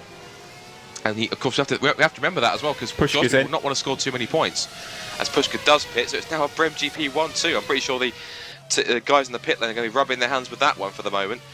But I wonder how precision they're going to play that with Martin Gosby, because they know he can't score too many points. Because now Malocqui's broke into the top 10, he can't race in World Series anymore for the moment until I think he goes out of it. So I'm not sure on that one. I think they'll let Gosby race, but I think they have to come to a point where they'll have to kind of rein him in a bit to save him from hampering his World Series championship effort. Kirchhoff is all over the back of Moran now as well. There was going through Maggots Beckett's section, he was all over him, and again Kirchhoff ran a little bit deeper and it allowed Moran to escape, but Kirchhoff is getting very, very close to Moran now. These guys are doing 36.8s at the moment. I think that's more so because Kirchhoff can't run his true pace, being in the turbulent air of Morgan Moran. Ivar Calamies is 1.5 behind. Jack Hickey is a further 2 seconds back, and Lebert is coming under heavy fire from Silverstone at the moment also. But Moran and Kirchhoff is absolutely game on. We'll have to see the early laps. Oh, Weiss has got by Nagy, and Gosby's going to go with him, is he? Oh yeah, big late lunge. Good move there from Gosby. He knew he had to do it. He absolutely knew he had to do it. What's going on behind? Moran is still in front of Kirchhoff at the moment. But yeah, that was a good move from Martin Gosby. He knew he had to do it. He had to get by sooner rather than later. Coming up to Brooklands now, dives into the corner. Weiss still in front by just half second now in front of Martin Gosby. Gosby's got some fantastic pace at the moment. And thank you, Scott, for not asking me what will happen, because I've absolutely no idea. Gergo Bolli, though, is out in front at the moment for 4.4 seconds. And he's carried on, so obviously he's comfortable on these hard tyres. And obviously we said the tyres can last about 17 laps. So Bolli seems to be a driver who really does look after his tyres and keep his pace pretty well. So that's not looking too bad for him.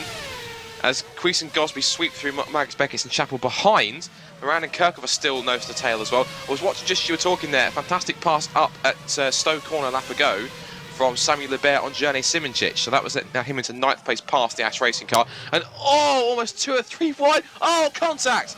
That's Lapshan and DeWitt off over the grass. Oh, and that was close to rejoining. They almost got run into by Zoex Cabo. Can we get a replay of that possibly, Jaakko, on that one? So, how it all started, Lapshan was on the back of Martin. Martin's exit was compromised. Lapshan goes to the right. Push is about to go around the outside of Martin as well. Back on live, he's going around the outside of Stowe Corner, and he's got him. So the go speed, it goes up into 11th place. But just looking back at it from when it was, they all tried to go 3 wide, and as they kind of came together, Lapshan and DeWitt, I think DeWitt tried to turn across when there wasn't really any room. Quick, just looking back, let's confirm. Let's have a look. Oh, Lapshan was just he got pretty desperate trying to defend his position because DeWitt trying to go around the outside, and both cars went across the grass. So, and Lapshan, I'm not sure if he's carrying any damage, but DeWitt's diving back up the inside again. And there's a bit more contact. Those two aren't finished, but DeWitt does the switch back again into the loop. And Lapshan still, and pushes him wide as well. And Lapshan will not appreciate that at all. He's going to be fuming in that cockpit after that exchange, and Cabo's going to move past into 14th. So, not a good day for Lapshan so far. But back at the front, how's it looking here? Bolli still has a 2.8 second advantage. But you agree, Gosby, since he's joined Precision, he really has found a fire within him. Look at that, the pace he's turning since that. The dominant performance he's had, and he's leading the championship in the World Series. Now look at this, he's matching pace with Bono Weiss. I have to agree, this is absolutely incredible from Gosby. Good on him. Yeah, Gosby's gunning at the moment. Moran and Kirchhoff, interestingly, are about 4 tenths slower than Gosby, 6 tenths slower than Weiss. So Moran is definitely holding... I don't want to say holding up, because that's still good pace. The 30.6 is not holding him up, but they're running slower pace than what the two guys are in front. And that's all because Moran's tyres are about 4 to 5 laps older, and Ate Kirchhoff has not been able to negotiate the go speed. And you can see the go speed there, he oversteered coming out of Vale, going through Club there as well, so he's definitely struggling. They're coming up to Zoltan Nagy, and this is for net position. Brem GP are just going mental at the moment. We've been enjoying these two cars being out of... Oh no! Oh, Bolli's off! No! Why did I say that? Bolli's actually just made a mistake, and he looks like he's going to be pitting fairly soon. Bono Weiss, though, he is leading. He's now gone through to take the race lead. Gergo Bolton come back at him. I don't blame him, because the Brem GP looks like he's going to be pitting fairly shortly. But I think they've gone 1 lap too long, the Brem GPs, and he's coming in a lap sooner, because their tyres are now completely done. So Brem GP will pit now on lap 18. So in comes Gergo Boldi.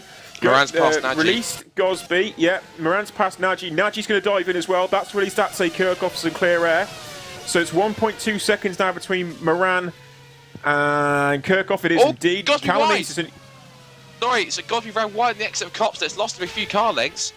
So, sorry to cut across you, I just spotted that right as I was watching Weiss and Gosby there. So, that's cost him a little bit of time. So, Gosby either feeling the pressure or just pushing a little too hard to keep with Bono Weiss. But, sorry, continue your point you were making there. Yeah, the Brem GP guys have pitted now, so they're going to be on the much fresher tyres. And Gergo Boldi, with that mistake's probably cost him actually being in front of Pushka there. He's come out into the air behind Pushka rather than in front of him to close in on Simoncic. But Boldi is on fresh tyres, and DeWitt's going to hunt him down, but Baldy just needs to get those tyres up to temperature nice and quickly, because he'll be able to get Pushka fairly soon. Patrick DeWitt in the Crown 7 Networks has got some good speed, not diving up the inside of Baldy, no. But Baldy, he's on those fresh, probably hard tyres again. He's just gone a lot later into the stint than what the other guys have done. So he's gone for hard tyres again now, I would have thought. And he will now try and close in on the Go Speed driver. His teammate Zoltnaji, he came out behind Dimitri Dematos for Ash Racing, who is behind Yank Lapchin for Pescara. And then Chris de Jong and Blair Disley are going side by side, going through Vale. Ooh, that was nasty. Sorry, through Club Corner as they come up towards the fast corner of Abbey. But this is all over for 15th place. But Blair Disley getting pretty close to Chris de Jong. De Jong on that alternate strategy, the same strategy that Morgan Ran appears to have run. So we're now on to beginning lap 21 now of the British Grand Prix at Silverstone, and looking at the field seems to be pretty spread out a bit more now. The closest battle of pit really on track.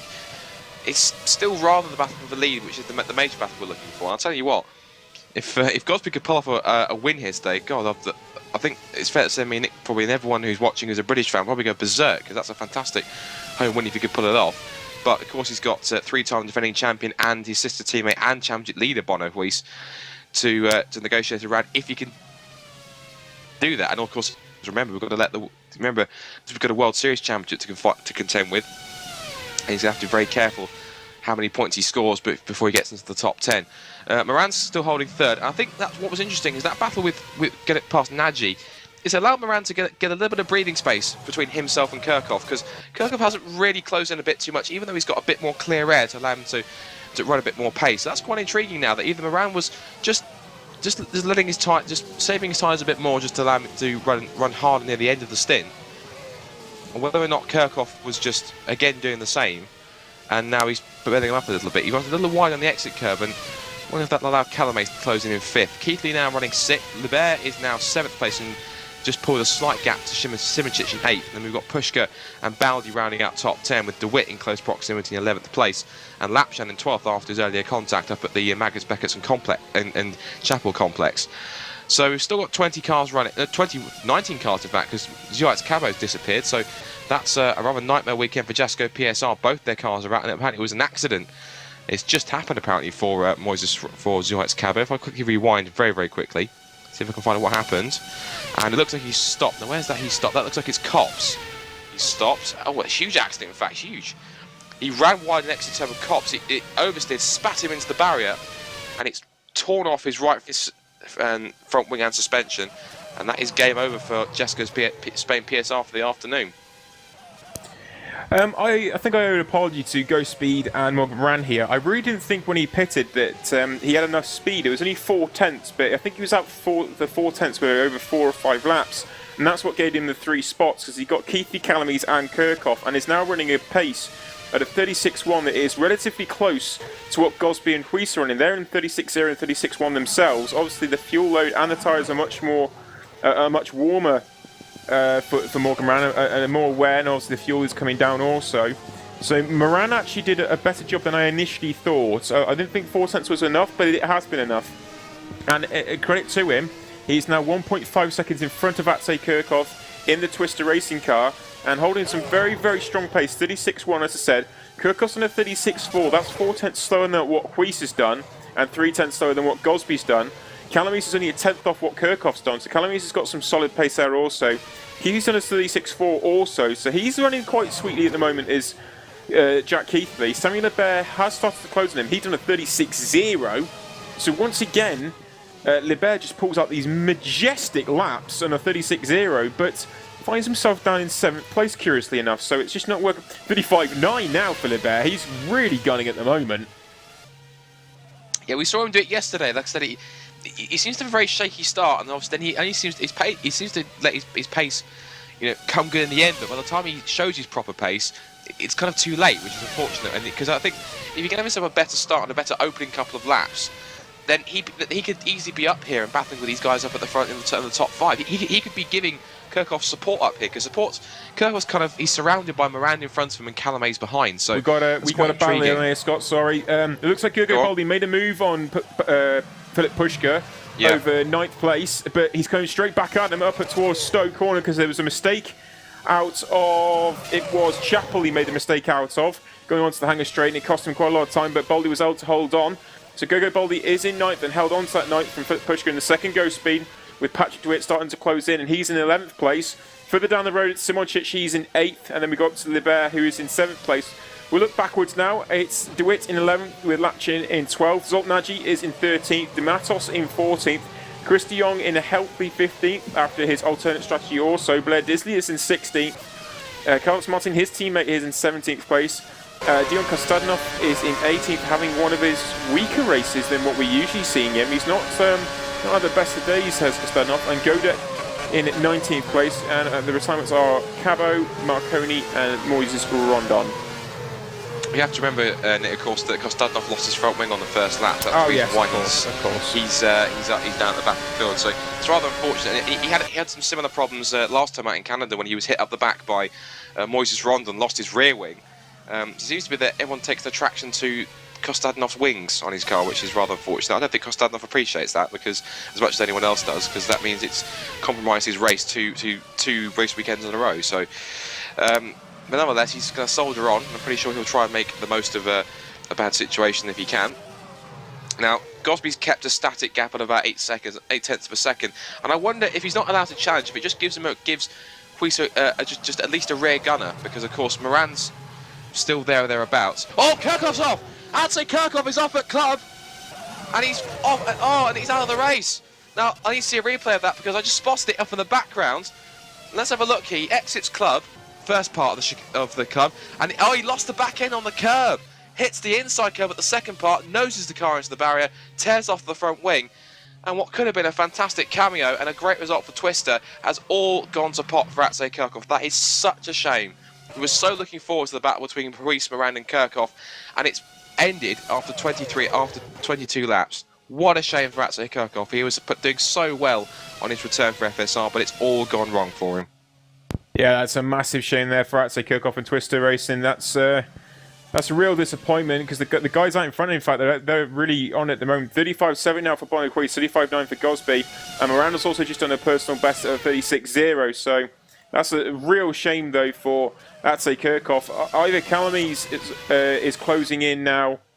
Oh, 3.5 seconds behind Morgan Moran. A few more tenths, depends when Moran pits now, I guess, because he'll be pitting earlier than these guys around him, I would have thought.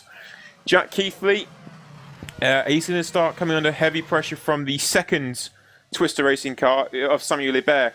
35.5 for Samuel Libert. 35.5, that's 2 tenths quicker than Huis. So again, Libert, great pace, but just out of position, which is so unfortunate for him. It is indeed. Just whilst you're talking there, I was looking at Simoncic and DeWitt, who just made their second stops. Simoncic is back out in 12th and in plenty of clear airs. That's worked out beautifully for Simoncic, and pretty much the same for DeWitt. They've got Chris de Jong between each other, but DeWitt's got plenty of a gap in front, gap to de Jong in front to make use of them. He's weaving down the straight just slightly just to get some heat into those tyres. So it's not worked out too bad for DeWitt and Simoncic. It looks like they're both still on course for a points finished each, which should be good for them. Back at the front, and the gap really is starting to gap between Huis and Gosby, and I wonder possibly if this is intriguing, because Gosby's dropped his pace off now to Huis quite substantially, and the gap was 1.4 last time they came across the line. The last sector it was 2.1. What's it this time? Moran's in. Third place man for Gosby Racing. Morgan Moran has dived into pit lane. Now he was obviously early to stop him due to the fact of being on those soft tyres. But Morgan Moran has now dived into pit lane for his second stop, which will likely be another round of the harder compound tyre. He is up on the jacks now for the harder compound, I would have thought, and away he goes.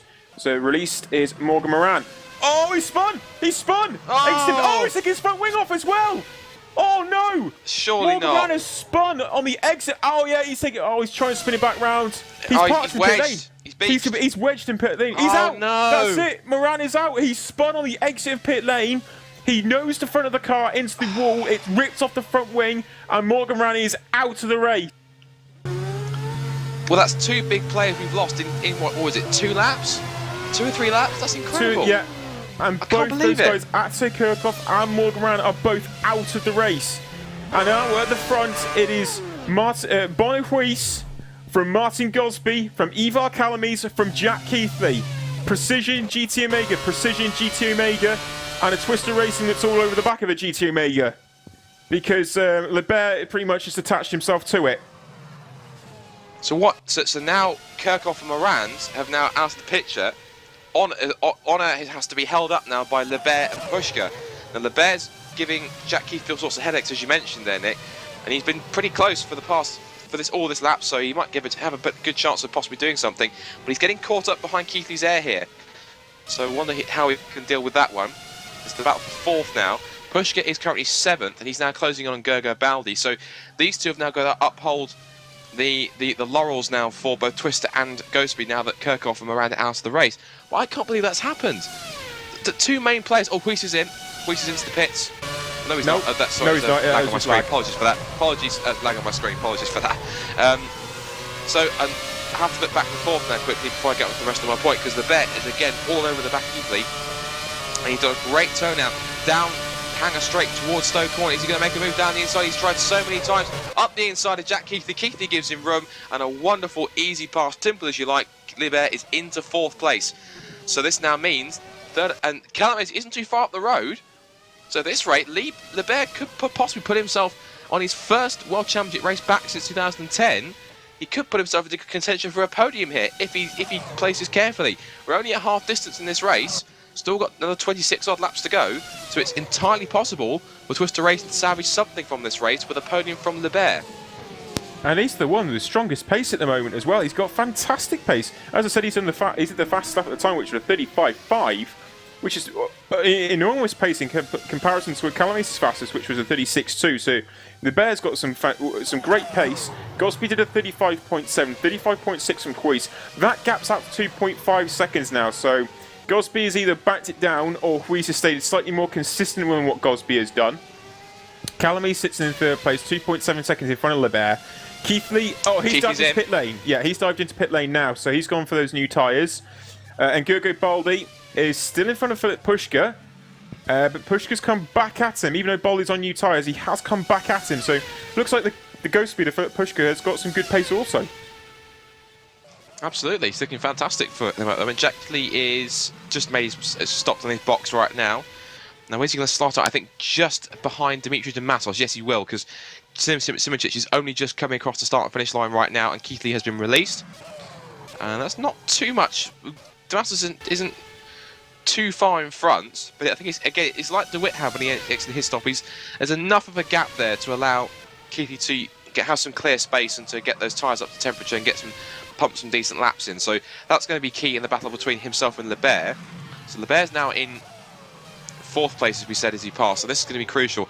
Lebert possibly will pit, I think, maybe in the next couple of laps, if that's to be believed. Yeah, he may need to cover off what Jack has just done there. It depends on his relative pace to Ivar Calames. Calames is still going strongly, but it just needs to see what the relative pace is now between those two drivers and what Lebert and Twist decide to do. Sorry, I can actually tell you, Calames' pit request light is on, so it should be expecting Calames in on this lap. So that will put Lebert up into 3rd place. Lebert's pit request light isn't on, so I can't see him pitting just yet. But that means we're going to have Calames darting off up to the right. Is that the case? No, he carries on. So maybe he's trying to either fool us on the broadcast, or maybe he just thinks, well, maybe I can extend the gap a little bit longer for a lap or so. He's probably a bit more comfortable on these tyres than he thought he was. Yeah, absolutely. Lebert, he's also carried on. Gergo Baldi sits in that 5th position from Philip Pushka. Jan Lapchin in that 7th spot. Zoltnagi, Dimitri Dematos and Jack Keithley. Jack Keithley has already taken a full second out of Dimitri Dematos on what are those new tyres. So that's encouraging Jack Keithley. And this is only the outlap for him at the moment as well. He's now starting his first lap on these tyres, his first full lap on these tyres. And he's closing in Dematos at a very, very healthy. We're taking another 2 tenths out, it's 3 tenths, so he's getting ever closer to him. And as long as he gets a good exit, he may get onto the back of Dematos' toe. Yes, he's got to get close, but not close enough going up towards Stowe Corner. So quickly looking back to who you think is possibly going to pick, so I'm just checking pit request lights. Who have we got? Weiss is still comfortable on his tyre, so he's going to carry on for the moment on his, as is Gosby. Calames' light is still on. Leber's is still not on just yet, so he's comfortable with his tyres also. Baldi's comfortable on his tyres too, as is Pushka, as far as I can see. Lapshan's request light is on, so he should be pitting from 7th, we think. Vargas is, Nadji's is fine, as is Dimitri Matos, and of course Keithy just pitted, so he won't be saying you need to try and pass. He now is right on the gearbox of the Ash Racing car as they wander through the loop and then through Aintree, flat out left-handed kink to go onto the Wellington straight. Calames is in this time. Yes, Calames is in. Yes, he is. So Calames is in this time. So the Bear sweeps into 3rd place, then into a temporary podium spot. As Baldi carries on, as does Pushka. We're expecting Lapshan to turn off. Yes, he does. So Lapshan's in for 7th. Nadji, 7th place on the road, and this is now going to be the battle for 8th place. As Keithy has got past Damatos, so in that sequence down Wellington straight, he has managed to make the move into, we imagine, Brooklands at least. So Keithy then making the most of these fresh Calames has come out just in front of Zolt Nadji as well. The Brem GP car's right behind the Precision. And Calames on fresh tyres will try and exploit them early on to break the toe that the Brem GP car is likely to have. It looks like he's done it already. So Calames has come out into clear air, tune of 5 seconds worth of clear air. That's worked great there for Ivar Calames in front of Zolt Nadji. And it's a case now of pushing on and trying to use those tyres. Now, Jack Keithley, he used down into the 35, did a 35.6, and dispatching Damatos also, and he's close to 1.8 behind Zolt Nadji, who is just behind Ivar Calames. So the early laps for Jack Keithley certainly worked out in relative time, but now Calames on those new tyres as well. I suspect he may pull a few more tenths. I can see Samuel Leber's pit light is on, so we're expecting the Twister car, the sole remaining Twister car in the race, to make his 2nd stop. Of course, that's Kirchhoff, if you just joined us. Unfortunately crashed out at Club Corner, and then 2 laps later, unbelievably, after what was a stonking start, to get up as high as 3rd place. Poor Morgan Morand, exiting his 2nd stop, spins it on the pit exit. As Samuel Leber, poor Morgan Morand, spins it in the pit exit, tears off his front wing, and then gets, as in trying to get himself the right way again, pretty much sandwiches his car between the barriers on the pit exit, and that means an instant retirement. So what could have been a fantastic battle up at the front, unfortunately has let itself go. Now, Calames sweeps past turn 1, so the Calames has maintained his advantage, and Nadji goes through as well, so that's worked out for Brem GP. By Keithy as well, side by side on the exit, and Keithy's got him. So one undercut that was from Keithy. 2 laps earlier he stopped, and that's worked out beautifully for Keithy. But Leber is right on him. He's on fresh but stone cold tyres. So now Leber's going to have to try and pass GT Omega all over again. And he might just do it back into Stokes. He likes to pass it. Will he try an outside pass? He's done it before. He might just have to do it again. Keithy's forcing him to the outside line, but he tries to switch back. But again, Keithy has the line covered, and he's just about far enough in front. Will Leber dive up the inside towards Vale? No, he won't, because Keithy has that line covered once again. And also Damatos is looking on, but of course he's on considerably older tyres, so he's going to fade away into the distance pretty quickly. Nadji continues on in 6th place. Fantastic job from both of the Brem GP cars. They could be on course for a really strong result here this afternoon. Baldi in 3rd, holding on Pushka in 4th. And Nadji's in 6th place right now, as Leber is still all over the back of Calames as Keithy, Huis is in. Exit the loop. Race leader Huis is into pit lane, and Gosby is carried on. So it's Huis is the first one to blink, and Gosby's carrying on for another lap by the looks of it. Yeah, and Huis is in now. Let's see where he comes out in relative to Gergo Baldi. He's going to be well clear of him. Pretty he clear. Is indeed. Pushka's in. Baldi. Absolutely. Pushka for Ghost Speed is also in the lane. Calames goes through an upper position, as will Zolt Nadji. And also Jack Keithy, and Leber is getting ever closer to that GT Omega once again. We've seen him battle pretty much the last 10 laps in particular. And Keithy got very, very wide. Leber's going to go around the outside into Magnus Beckers. They touched! There was definite contact between them there, and Leber had to back right out of it, and Keithy held the position, but that could have ended disastrously, but they got it all sorted out between them. That was extremely close. That could have been anything disastrous, you said, but now they're getting close again in the slipstream. But Keithy's got the straight line speed, it appears. But that's exactly what's brilliant about that section. If you've got the gonads to go side by side with someone there, then that is really something special if you go through there. Especially you're approaching there at some 180, 190 miles an hour. So to actually touch at that speed is just absolutely absurd. But thankfully, the bear backed out of it and thought better of it. and used plenty of his iRacing experience to full effect there. And he's really closing in. Race leader Martin Gosby into pit lane. He's currently the race leader, but obviously Huis will take that mantle back over fairly shortly. But Gosby into pit lane now. So Gosby pits. Huis is coming round the final corner now. Gergo Baldi is a fair way back, so I don't think he'll trouble him too much. Gosby hits the box now. Where's Huis? He is coming through. Pit straight. Past the... going into turn 1 now, and released is Gosby, and off the pit lane speed limiter, and away he goes. So he's come out at about 2 seconds behind Huis, I believe there. Yeah, 2.6 seconds between Huis and Gosby now. And Gergo Baldi is 5 seconds further back. And Leber's through. Sorry, Leber's got through. He got a great toe down the pit straight and managed to dive it up the inside of Copse, and that is Leber up into 6th position past Keithley. Brilliant pass. Yeah, and Ivar Calamis has a 5-second advantage over Samuel Liebert at the moment, so his pace on this fuel load and on these tyres has been very, very solid. 34.9 Calamis has done. Liebert now he's got past Keithley. He's only done 35.3, but you would think now with the pace that he has been showing and has been released, he'll be able to really push on and start to close that gap to Ivar Calamis. Jack Keithley, he did a 35.6, and not as strong as what Calamis has done by about a half second there, so... Jack had some good pace early on, but it just seems to have dropped away slightly for Jack at the moment. But I'm sure he'll be able to gather it all back up. So on for a good race result. Liebert in front of him though now. Zsolt Nagy yet to stop, but holding on to 5th place with Gergo Baldi, his teammate, currently in 3rd and being closed down by Ivar Calamis in Precision. The Brem GP car getting plenty of coverage today, plenty of airtime. They must be thoroughly enjoying that, and it's thoroughly deserved also. It is. It's a Gergo Baldi driver you rate very highly, having a fantastic run this afternoon, of course, 3rd place. And as I said, at this rate, if he carries on with how the strategies play out, this could potentially be, if he's lucky, could play out towards a potential podium here. This is good pace from Baldi. He's running strongly ahead of Calames in 4th.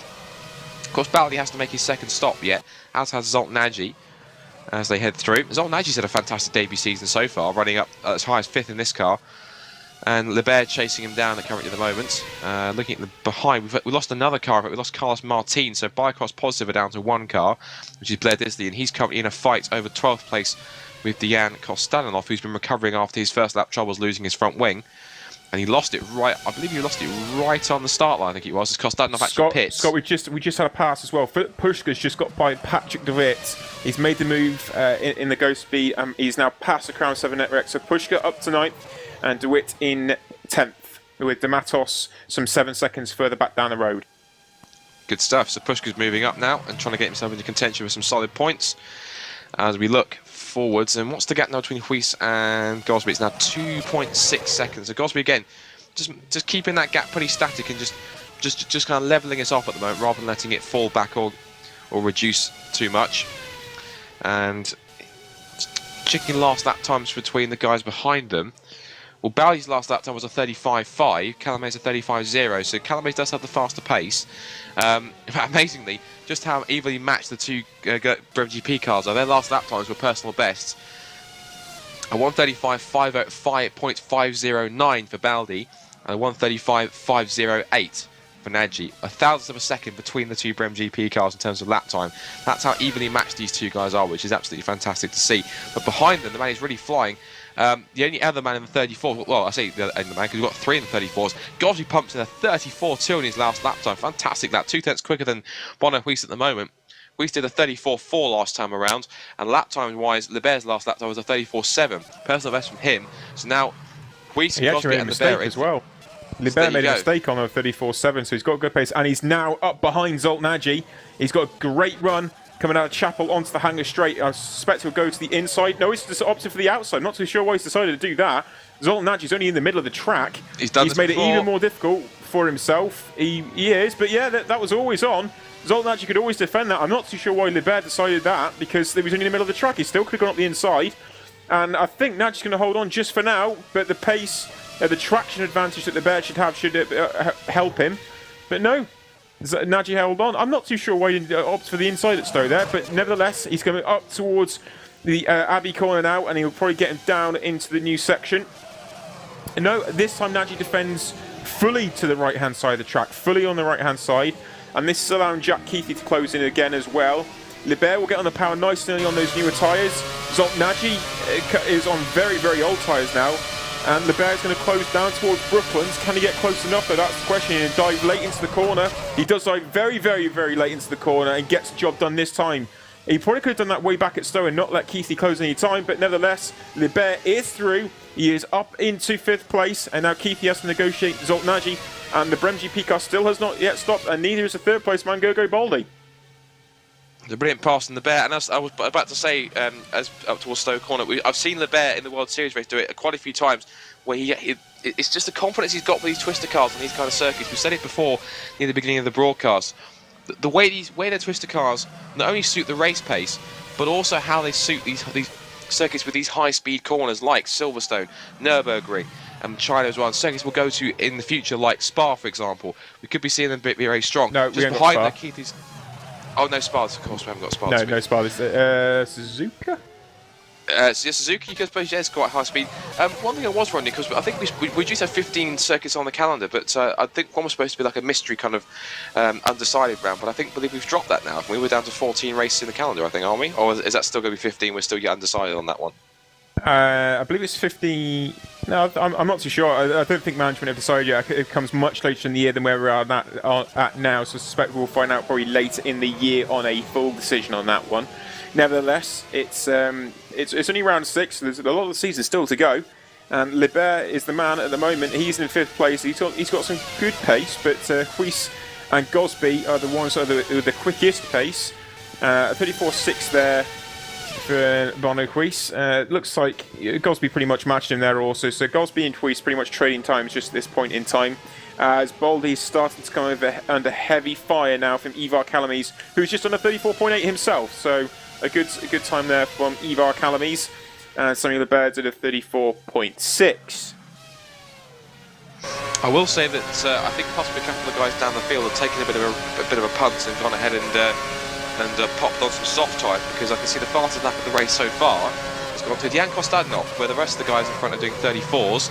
He's pumped in a 33.3, which is incredible. And also Bledisly at the moment on this lap time he's running right now, fastest first sector of anyone, 28.7 in the first sector, and everyone else in front of him is doing 20. Everyone else around him is doing 29s. Only man in the 28 so far. So those guys must have taken a risk with their strategy. I guess they've got the mindset that they're outside the points at the moment. They've got nothing really to lose. But they can really try and get a benefit on these softer tyres. They can try that as Keithley drives up the inside of Nagy into Vale Corner. That's allowed Sivicic to close up. Keithley has the inside run on the second part of the club corner, but Nagy holds firm. This is over 6th place. Sivicic is going to sit back and watch and see if there's any fireworks and capitalise on any mistake. And Keithley drops back as they go through Abbey. Sivicic is right on the GT Omega's gearbox, diving up the inside into the village corner, but Sivicic can't get the moves done. And Keithley's now got a catch-22 situation.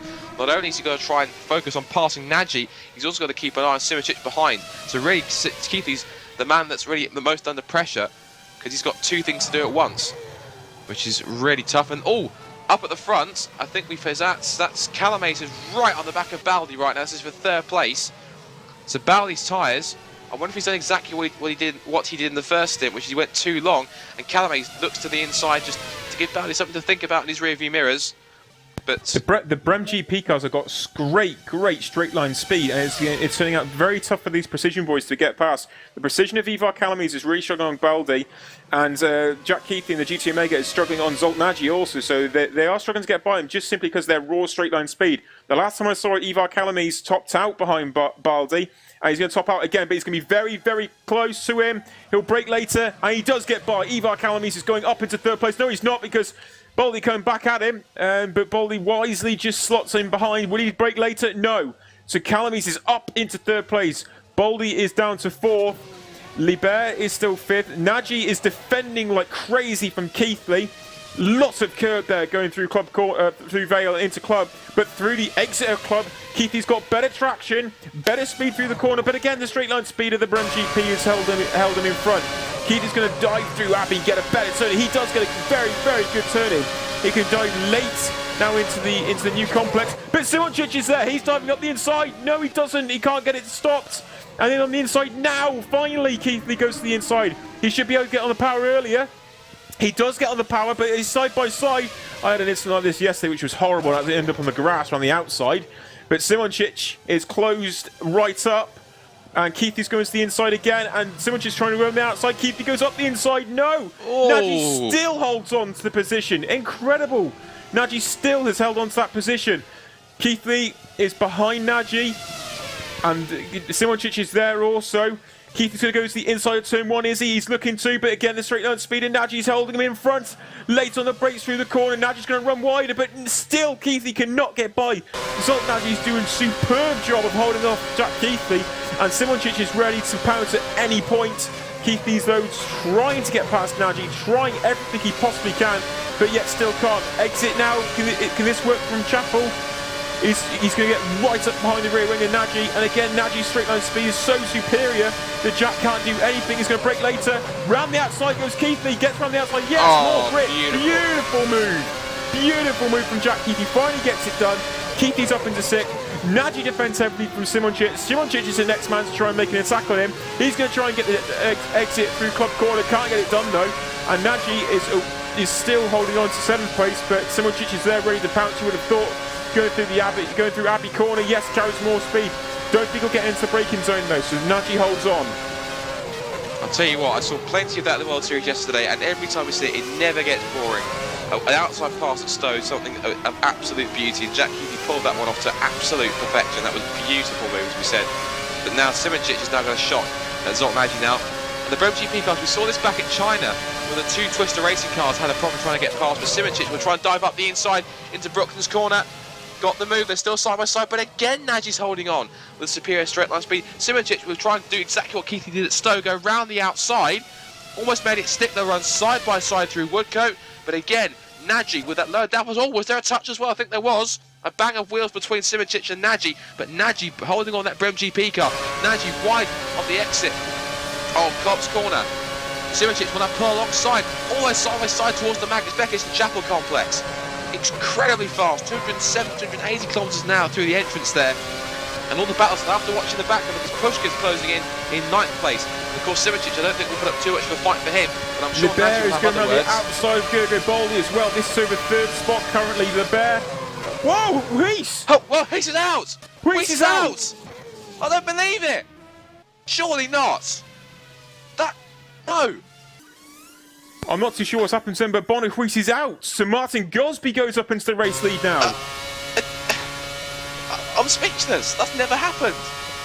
That's never happened before. All the time I've commented on FSR, I've never seen Boniface retire. I'm speechless. I can't believe it. Incredible. Boniface is out. This is now promoted Martin Gosby up into the lead. Oh, it's a disconnection. You've got to be kidding me! Is it? I think it is. I think it's a disconnection for Boniface.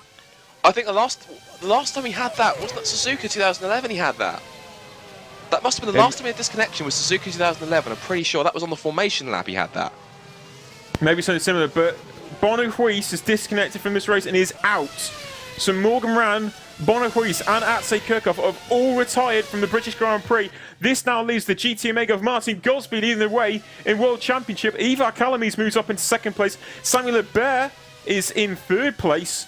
Gergo Boldy is currently in 4th, but Jack Keithy is starting to close in on him.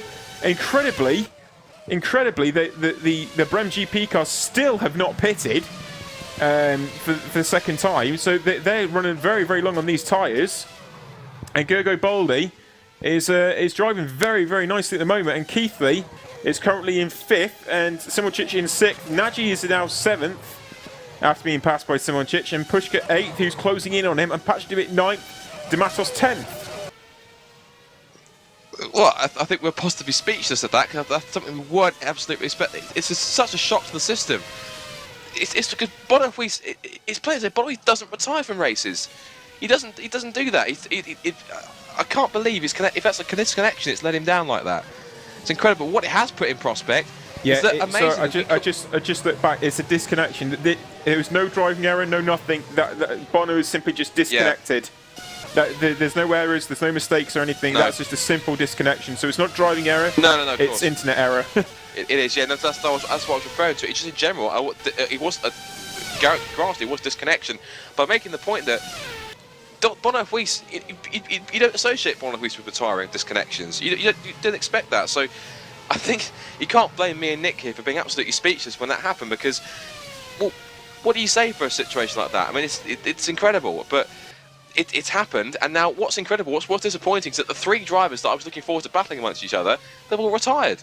So, but what it does leave in prospect is we could be looking at a home winner in FSR, I think for the first time this season. No, I don't think because the rule, yeah, the rule won't allow it.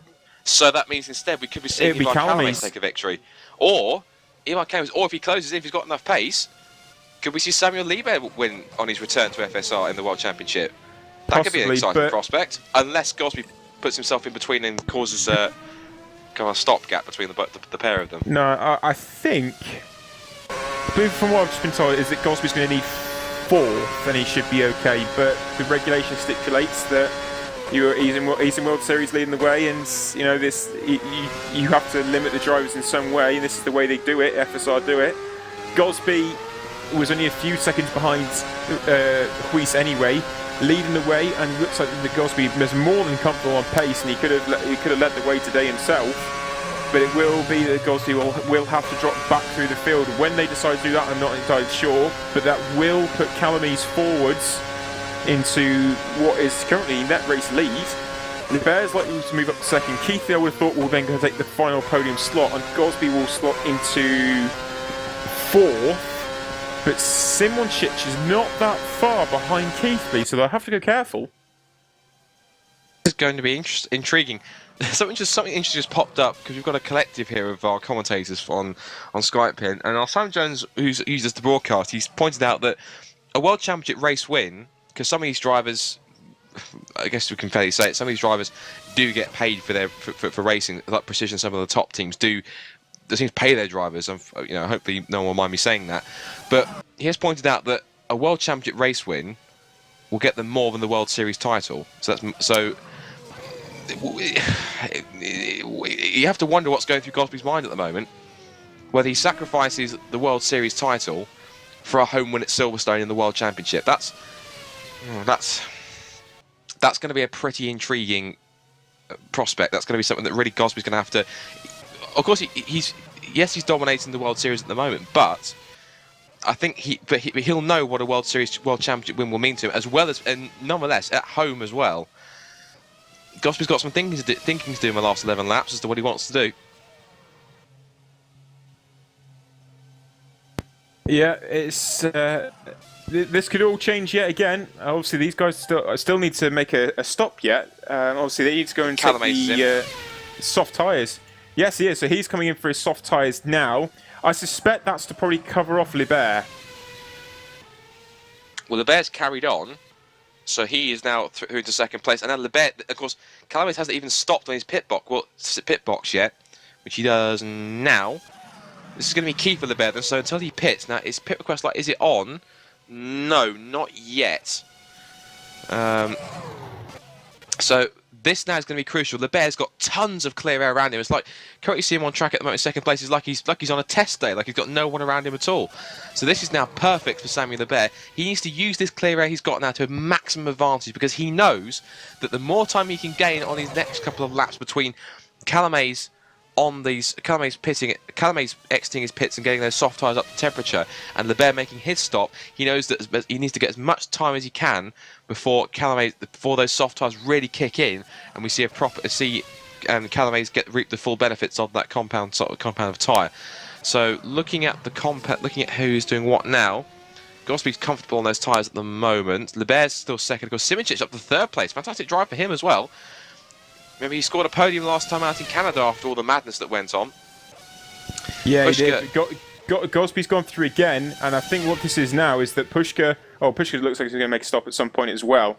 So out at the moment is Ivar Kalamees. He is in currently 5th place. This is the first time we've seen these guys run on the soft compound tyre as well. The soft compound was used at the start of the race by Morgan Moran, and also it was Chris de Jong, wasn't it? Chris de Jong also used those soft compound tyre.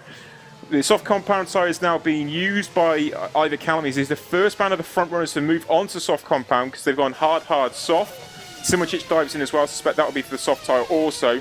So we'll see what the pace difference is now that Kalamees is able to carry on those soft compound tyres. Puška is carrying on, and Simičić is pitted. Yeah, Simičić is pitted, so it's Gosby and Lebert out in front, and Pushka also needs pit. Yeah, also. So what's intriguing here is now, because Lebert, when he pits, because his pit request light isn't on just yet, you have to remember that his tyres will be younger than those of Calames. Of course, Calames he's got to do some 9 or 10 laps on these softer compound tyres. So that means that when Lebert pits, of course, Pushka's now trying to get. Well, Calames is trying to gain the undercut here because he's pitting before Lebert. So how much time he can gain here in this clear running, because he's only just got Pushka a couple of seconds in front, but there's enough of a gap for him to not be compromised enough. Lebert's now going to make the most of this course, because he knows that he'll be on tyres that are about 2 laps fresher, which means that he can effectively push all the way to the end. I'm pretty sure Calames will push as well, but he may find that near the end of the race, in the last couple of laps, those tyres will really start to come off the cliff, because we said they're good for about 7 laps, and that's when they just start to fall off.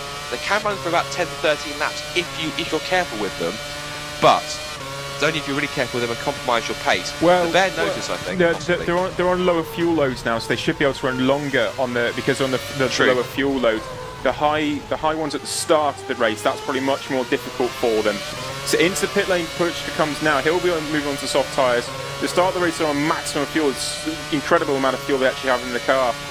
Well over 200 litres worth in the car that they have, and those soft tyres just get absolutely destroyed early on, requiring a lap 7 or 8 pit stop. These guys towards the end now, much lighter fuel load, should be able to run them for a longer period of time, up to anything between 10 to 12 laps. So Pushka's now pitted. He's on lap 45 we're on now, so he's pitted for his tyres, and away he goes. Now, Calames is still charging out in front. Lebert's still going also, and I suspect we may see Gosby and Lebert in fairly soon for what will be their soft tyre run. So that's in fact, Gosby's pit request light is on right now, so that means now that Gosby is going to pit, and that will ultimately, it will, of course, he looks like he's had to pit on soft tyres anyway, but of course it will sacrifice his home victory. So right now, all signs point to it, of course, because I think. Well, it depends, because Calames should get out and should come in as Gosby does dive into the pits, and that is the chance of his home Grand Prix victory. Unfortunately, has gone now, because that means Lebert will take it. Is Lebert's pit light on? He's not pitted though yet. No, he hasn't. No, not yet. So Lebert also needs to pit. Gosby comes in now. This will be for his soft tyres. As he hits the box, Calames is already on those soft compound tyres, so Gosby should still come out in front. Lebert will take the lead for now until he makes his stop. Gosby is out now, and he is 13... No, that's less than that. 10.9 seconds, the gap between Gosby and Calames. 10.9... 11 seconds, in fact, now, because he had a faster set to what he's going through Maggot Spec. It's much quicker. So that means he's got to lose all of that time in 7 laps. Now, Lebert's pit light is on, so this is going to be the crucial time now. Lebert has all that clear air, so this now is going to be the case where he's now going to really want to deal or die now. This last kind of 7 laps which he'll have on these soft tyres is going to be really crucial, because, of course, Gosby will take the lead again, but, of course, if he's going to lose all that time, he's going to have to start doing it now on those soft tyres. Lebert had a great lap as well. 33.4 is his fastest time on those hard tyres. It was 33.8 that Gosby had done. So again, Lebert showing that one lap that he's just absolutely majestic on and just sets a blistering time, even quicker than Queese at times. But the consistency seems to fail him, and he's not been able to get up there all the time. And it looks like circumstance will allow him through to a podium. But the pace is there. I'm just not sure on his consistency, though, at the moment.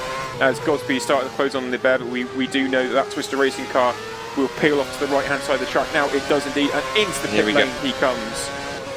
And Gosby's also in. I see what's going on here. He's coming in deliberately, I think, so it allows him to drop back. He's going to drive straight through, I think. Yes, so essentially he's self-serving a drive-through, incredibly. This is a self-service drive-through penalty for Martin Gosby, and there goes by the Calames. Ivor Calames goes into the race lead after a self-service drive-through penalty for Martin Gosby. That's incredible, really. And Sonia Lebert comes out in 3rd place. That is 4.4 just in front of seconds Baldi. behind. Just in front of Baldi, yeah. And Baldi stopped as well. So has Baldi stopped? Yes, he has. So Gergo Baldi, stop. That's incredible. So Baldi's come out and not too far behind the bear. He'll probably pull away, but that's net now position 4th place for Gergo Baldi. 2.3 seconds clear of Jack Keithley. Well, I think it's fair to say hide the checker flag, because this is probably a race we don't really want to end, because it's quite intriguing how this is going to play out. But it does mean we're going to get our 4th win of the season, because Ivar Calames will take his first win in Precision Motorsports colours, in fact. Because, of course, he started the season in GT Omega. Of course, obviously, by that time, of course, last year he was at GT Omega, but it was a separate entity. Now it's, of course, a sister team, or a satellite team, if you want to use that term, of Precision Motorsports. He was promoted for one race at China in place of Bono Huis, who was absent when he went off to watch the football in Barcelona. And when they came back to Monaco, it found that Calames and Keithley had swapped seats for the rest of the season. So that means that Calames is now for the rest of the season, but Huis' teammate. Gosby incredibly is faster than Calames as well, because he actually fought him through that final set. He's less than a second behind. How excruciating is this for Gosby, knowing that he can't. I'm not sure. This is. There's nothing he can do. The thing is, if he does it, he'll compromise his World Series that he leads. We've got to remember this. Martin Gosby does lead it, but due to the nature of the regulation and the way it works, Gosby can't do anything here other than drop back, because he leads the World Series and he needs to continue in the World Series, and it's against the drivers around him. So it's the same problem that Maliki has also encountered just recently. So he will have to drop backwards to make sure that he does not score too many points and keep himself outside the top 10, which will allow him to carry on with the World Series. But again, Martin Gosby, though, has shown today just how good a driver he is and how well he is driving at this moment in time. And the fact he was only 2.4 seconds behind Bono Huis when he had his disconnection, and arguably at times was quicker than Huis also. But Lebert is 6.9 seconds behind. Gosby is only half a second behind Calames, after a self-service drive-through penalty, incredibly, and he's also quicker than Calames, also at the same time. So after all that, he's still quicker than that position in front of him. How excruciating is that for Gosby, knowing that a home victory in the World Championship is right in front of him, because Calames is right there, his nose is right tucked under the gearbox, but he can't do anything about it. And apparently what we're hearing, that second place is not enough. He isn't backing down. Apparently he needs to finish 4th, otherwise he will have to give it up. So I'm wondering, because Gosby's not backing off here. I wonder if he's made a split-second decision here, whether or not, because he has to make the choice here whether he sacrifices his World Series Championship charge for a home win. He's definitely not backing out. Look at this. Or he drops back. No, he's going for it. No, he's not. He's backed out. No, he's not. He backed out the throttle. You hear the revs drop. And the speed dropped off as well. He's got the pace over Calames here. He's definitely got the pace, but it's not. And like you said, it's 4th. 4th is what's required, but he's stuck between a rock and a hard place. What does he do? He's done a self-service drive-through penalty. He's quicker than Calames. He knows he can get past Calames, but he has to go backwards. So eventually, he'll probably put Calames under a little bit of pressure. He doesn't want him to. Don't need to do anything reckless. And I guarantee we're on lap 49 now, that in the next few laps time he'll just ease up, throttle out. He's doing it now, in fact. He's starting to do it now. There we go, he's backing the throttle down. That's now out to a second after being 2/10 on entry to the loop section. So just, short shifting. This is where the time will come down. Lebert will start to catch. And Gergo Baldi also. Hang on. Is Baldi on for a podium? Well, I'm not quite sure, because look he's half second behind him. Yeah, half second. So Keithley might be on for a podium as well, because Keithley's closed in on Baldi quite a lot. So Keithley against Baldi could be on for the final step of the podium. But he's got to go carefully here, because Gosby will want to slot in to that 4th place. So ideally, what Precision and GT Omega will want here is Keithley to get by, and then Gosby can slot in behind and Baldi be behind them. But Baldi is in front at the moment. So that's a slight dilemma. So Keithley needs to try and make an impression in the remaining few laps. Effectively, it's pretty much like a test now. It's pretty much GT Omega saying, right, which one of you guys deserves the 4th place more in terms of who gets it. So either it's Gosby gets it, or it's going to be Keithley if he can get around Gergo Baldi. But we'll have to wait and see on this one.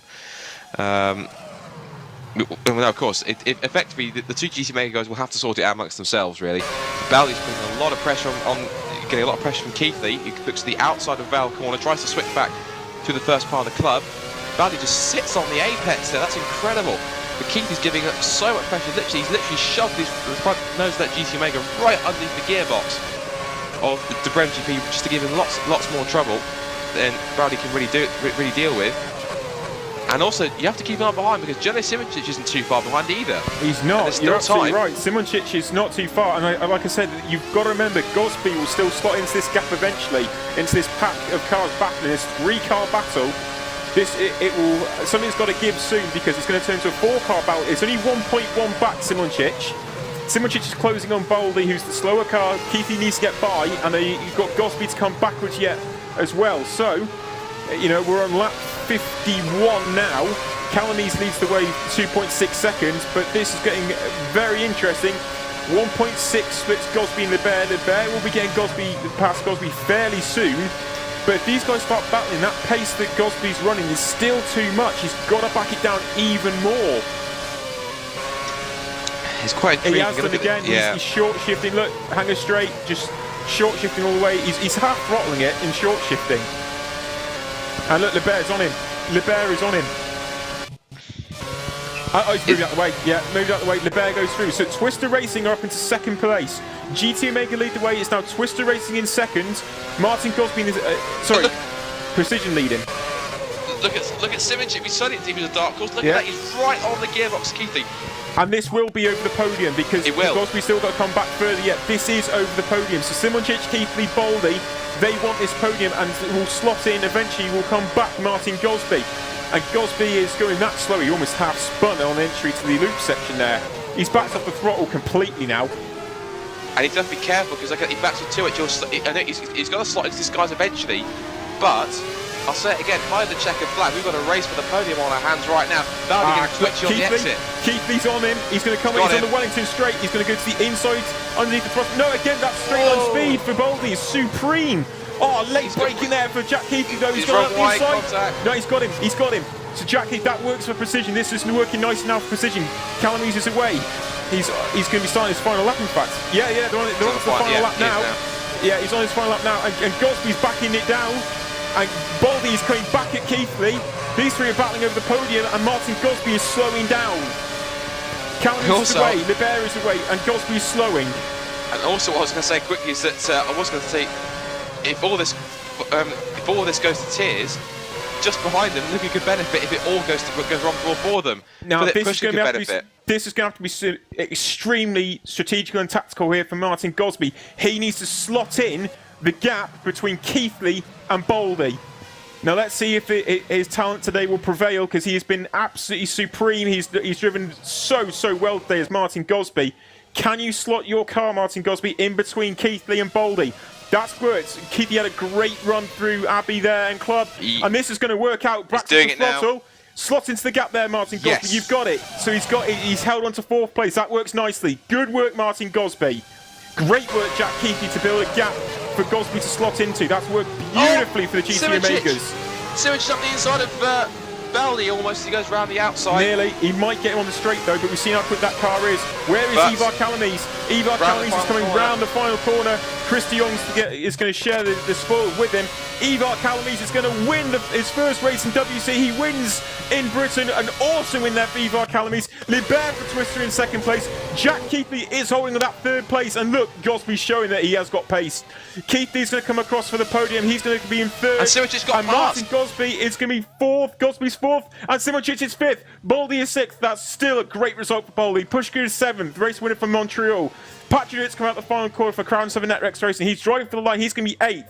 Zolt Nagy, a good drive from Brem GP as well, but he comes across in 9th in front of Dimitri Damatos in the Ash Racing car. Yank Lapchin, he's going to be 11th for Pescara for the Italian outfit. He's driving out the final corner now.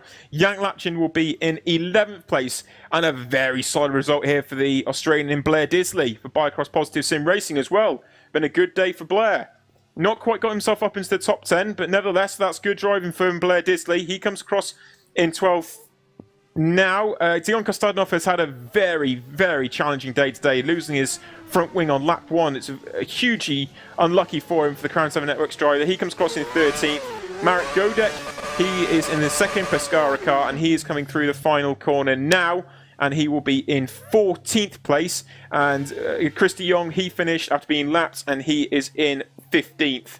So the X-Books got it right. It was only 15 finishers. Well, they got one thing right for sure. That's for certain. The one thing they didn't get right was, they predicted the Precision Motorsports car winning, just not the right one. But that was quite intriguing. I'm not sure how to feel about that race, to be honest. I mean, yes, Calames deserves the victory. Bono Huis was unfortunate because of the disconnection. Liebherr drove fantastically to get second place. The situation of Martin Gosby, I'm going to be honest here, that the whole sequence where Gosby had to lift off, that wasn't racing. That was artificial. And I'm not sure how to feel about it, to be honest. I apologise if it's a little too honest. It's just that because there was a good point made, because I know in our Skype thing we're talking about just quickly, is that even though Gosby is fighting for the championship, Van Starkenberg is still second. And now, of course, that would still mean a lot to Gosby to win the World Series. But even if Gosby was to become a full-time World Championship driver and to just, back away from the World Series, Van Starkenberg would still be there, and he would still be with a great chance to win that championship. So I'm not sure how to feel about what the situation is. I think that the guys amongst them, off the back of this, in my opinion, need to have a proper sit-down and think, right, where do we go from here? What decisions do we need to make so that we don't have this kind of situation again? Because Gosby was denied a home victory today, purely because of the fact that it was because of how the regulations work. Now, I'm not slating the regulations in any shape or form. The regulations are the regulations, and you have to go to a T. You have to follow them to a T. They're there for a reason, so that it keeps it fair and that not one person's dominating all three series, and that's fine. I've got no problems with that. Anyway, but if I'm not going to repeat exactly what's been said, but the race director did say to Martin, I'm going to use the word "forget" World Series rather than what's been stated. But yeah, I think a lot of people probably feel that Gosby effectively was morally the winner of that race. But again, I'm not taking anything away from Calames, because he put in another great drive, and that's a well-deserved victory for him. His first race victory in Precision Motorsports cars. That's well-deserved. But I don't know. There's a lot of discussions probably going to take place after this. And of course, we've got a three-week break now until we go to Germany in the Nürburgring. So there's a lot of things that need to be sorted out, I think. But nonetheless, pushing that aside, some great racing. Massive shame that we saw Morand, Huis and Kirchhoff all retire. But still, I think a really decent podium we've got on our hands there. And yeah, intriguing. It does make the task of driver of the day very, very difficult. There's two things at play here. Obviously, there's a sporting one in the sense that you don't want drivers jumping up and essentially winning both championships. I can understand that. That's understandable. But there's also a broadcast and an entertainment value behind this as well. And this is what we're here to do. It is entertainment at the end of the day. We want to see the best drivers out there. Martin Gosby today was one of the best drivers out there. He got past Atse Kirchhoff early on and was running with Huis. Martin Gosby was superb today. Let's not take anything away from him. Regulation stipulates, though, that you can't go inside the top 10 if you're in World Series. I hear what you're saying about declaring yourself a World Championship, but a World Championship is a World Championship. It doesn't matter what category it's in. It could be World Trophy, World Series, World Championship. It's a World Championship. Martin Gosby wants that World Championship. He knows he can get it in World Series. He can't get it in WC because Bono Huis, Morgan Brown are likely back at the front of the World Championship field. Sure. You have to then balance it up. Gosby did very, very well. I'm not saying the regulation necessarily needs to be changed, but it might need to be evaluated in the fact that you may be allowed a one-off or something like that. I'm not sure. But we really need to stop taking things away from what the product and the broadcast is doing, because it's been superb, the racing. The past few races have been great entertainment. They really have been superb, but we can't take away what's happening off track because of a regulation. So I don't know what they can do, but hopefully something can be resolved for it. Nevertheless, we have had one of the most entertaining races I think I've ever commentated on. That has been superb. We've had Atse Kirchhoff's return. We've seen Moran crash. We've seen Kirchhoff crash. Huis been dominant at the front and then have a disconnection. Gosby being absolutely superb. We've seen the Brem GPs on alternate strategies. We've seen the return of Samuel Hebert and having unbelievable pace at times. Struggling a little bit in traffic and a little bit of consistency, but the pace has been there. Twister coming back to the fore of FSR. We've had it all. It's been a fantastic race, and I sincerely hope we can have that for the rest of the season, because we get that, what a product and what a promotion for FSR, because it really has done the series absolute wonders. And I just hope that slight niggling regulation can be revised and we still get a good proper show on our hands. I cannot disagree with anything you just said there, Nick. The race today was absolutely fantastic. I probably would have to say, if we look back at the end of the season, we could probably say that this could be a definite contender race of the year, because it had everything. It had fantastic battles, it had drama, it had suspense, it had a little bit of controversy. But what race doesn't go off with that controversy? What race have we had throughout this season that hasn't had some kind of controversy in it? And in some ways, even though some ways it's the right kind of controversy, sometimes it's the wrong way, it always adds to the entertainment. It always adds to the spectacle that FSR is. That's what makes people tune in every race to watch it, because you get the best drivers. You've got Huis, you've got Moran, you've got the likes now coming through of Libert, who we believe is going to stay around for quite a while, at least in the World Series, I believe. Kirchhoff, who knows if he'll appear again this season. Pushka's a fantastic driver. Gosby as well, really coming of age this season since he's joined Precision, and I'm really pleased to see that. Not only because he's a British driver, because the previous seasons he's had before, he wasn't able to get the best out of himself. Now he's come to a team like Precision, and it seems to be the case with anyone that joins Precision, whatever formula it is. I've seen with other people that I know who've joined Precision, yourself included, Nate. It's the quality of the team that Precision is. It brings the best out of drivers and does it incredibly quickly. Because Gosby's transformation as a driver, last year when he was at Silverline, I think it was Silverline he was at, a couple of odd results, and he wasn't quite sure how he was doing. This year, into the World Series, first race with Precision, bang, victory. And it's an instant impact, and it stayed with him, and that's carried on into the race he's done for the World Championship. So I really hope he gets stronger and stronger, because I'd like to see him win a race, but of course the regulations aren't going to allow it as long as he's still in contention for the World Series Championship. And I appreciate that, and I understand of course I fully understand it, and I do appreciate it, and I think I have to agree with what you mean. A World Championship is a World Championship, and if he's got the chance to take the World Series, then he should take it. In fact, in that case, I should probably retract what I originally said I'm not quite sure about the regulation, but I agree it probably needs to be tweaked, it needs to be looked at.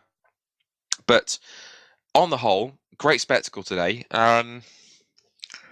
If I had to give driver of the day, I'm not quite sure, to be honest, because there's too many to mention. It's been fantastic. Let's just put that down as the race of the day then, because that really has been superb. And Absolutely. I think what we can look forward to now is going forwards. And going forwards, it's a 3-week gap now. So a little bit of respite for the drivers. It's been a pretty relentless start, a race every 2 weeks since Melbourne, which is back in April, and now we get a bit of a respite. So we'll have a 3-week gap, which will then be the Nürburgring in Germany, which is another great track, which will be on the weekend of the 6th and 7th of July. So we're all looking forward to that one. But for today, I think we'll round up and say thank you to our partners with Thrustmaster and also simrace.tv, and our broadcast director and cameraman extraordinaire, Mr. Jaakko Mikkonen. Thank you once again, Jaakko. And from myself, Nick Rowland, and Mr. Scott Woodwiss here, we will see you in 3 weeks' time at the Nürburgring. See you later.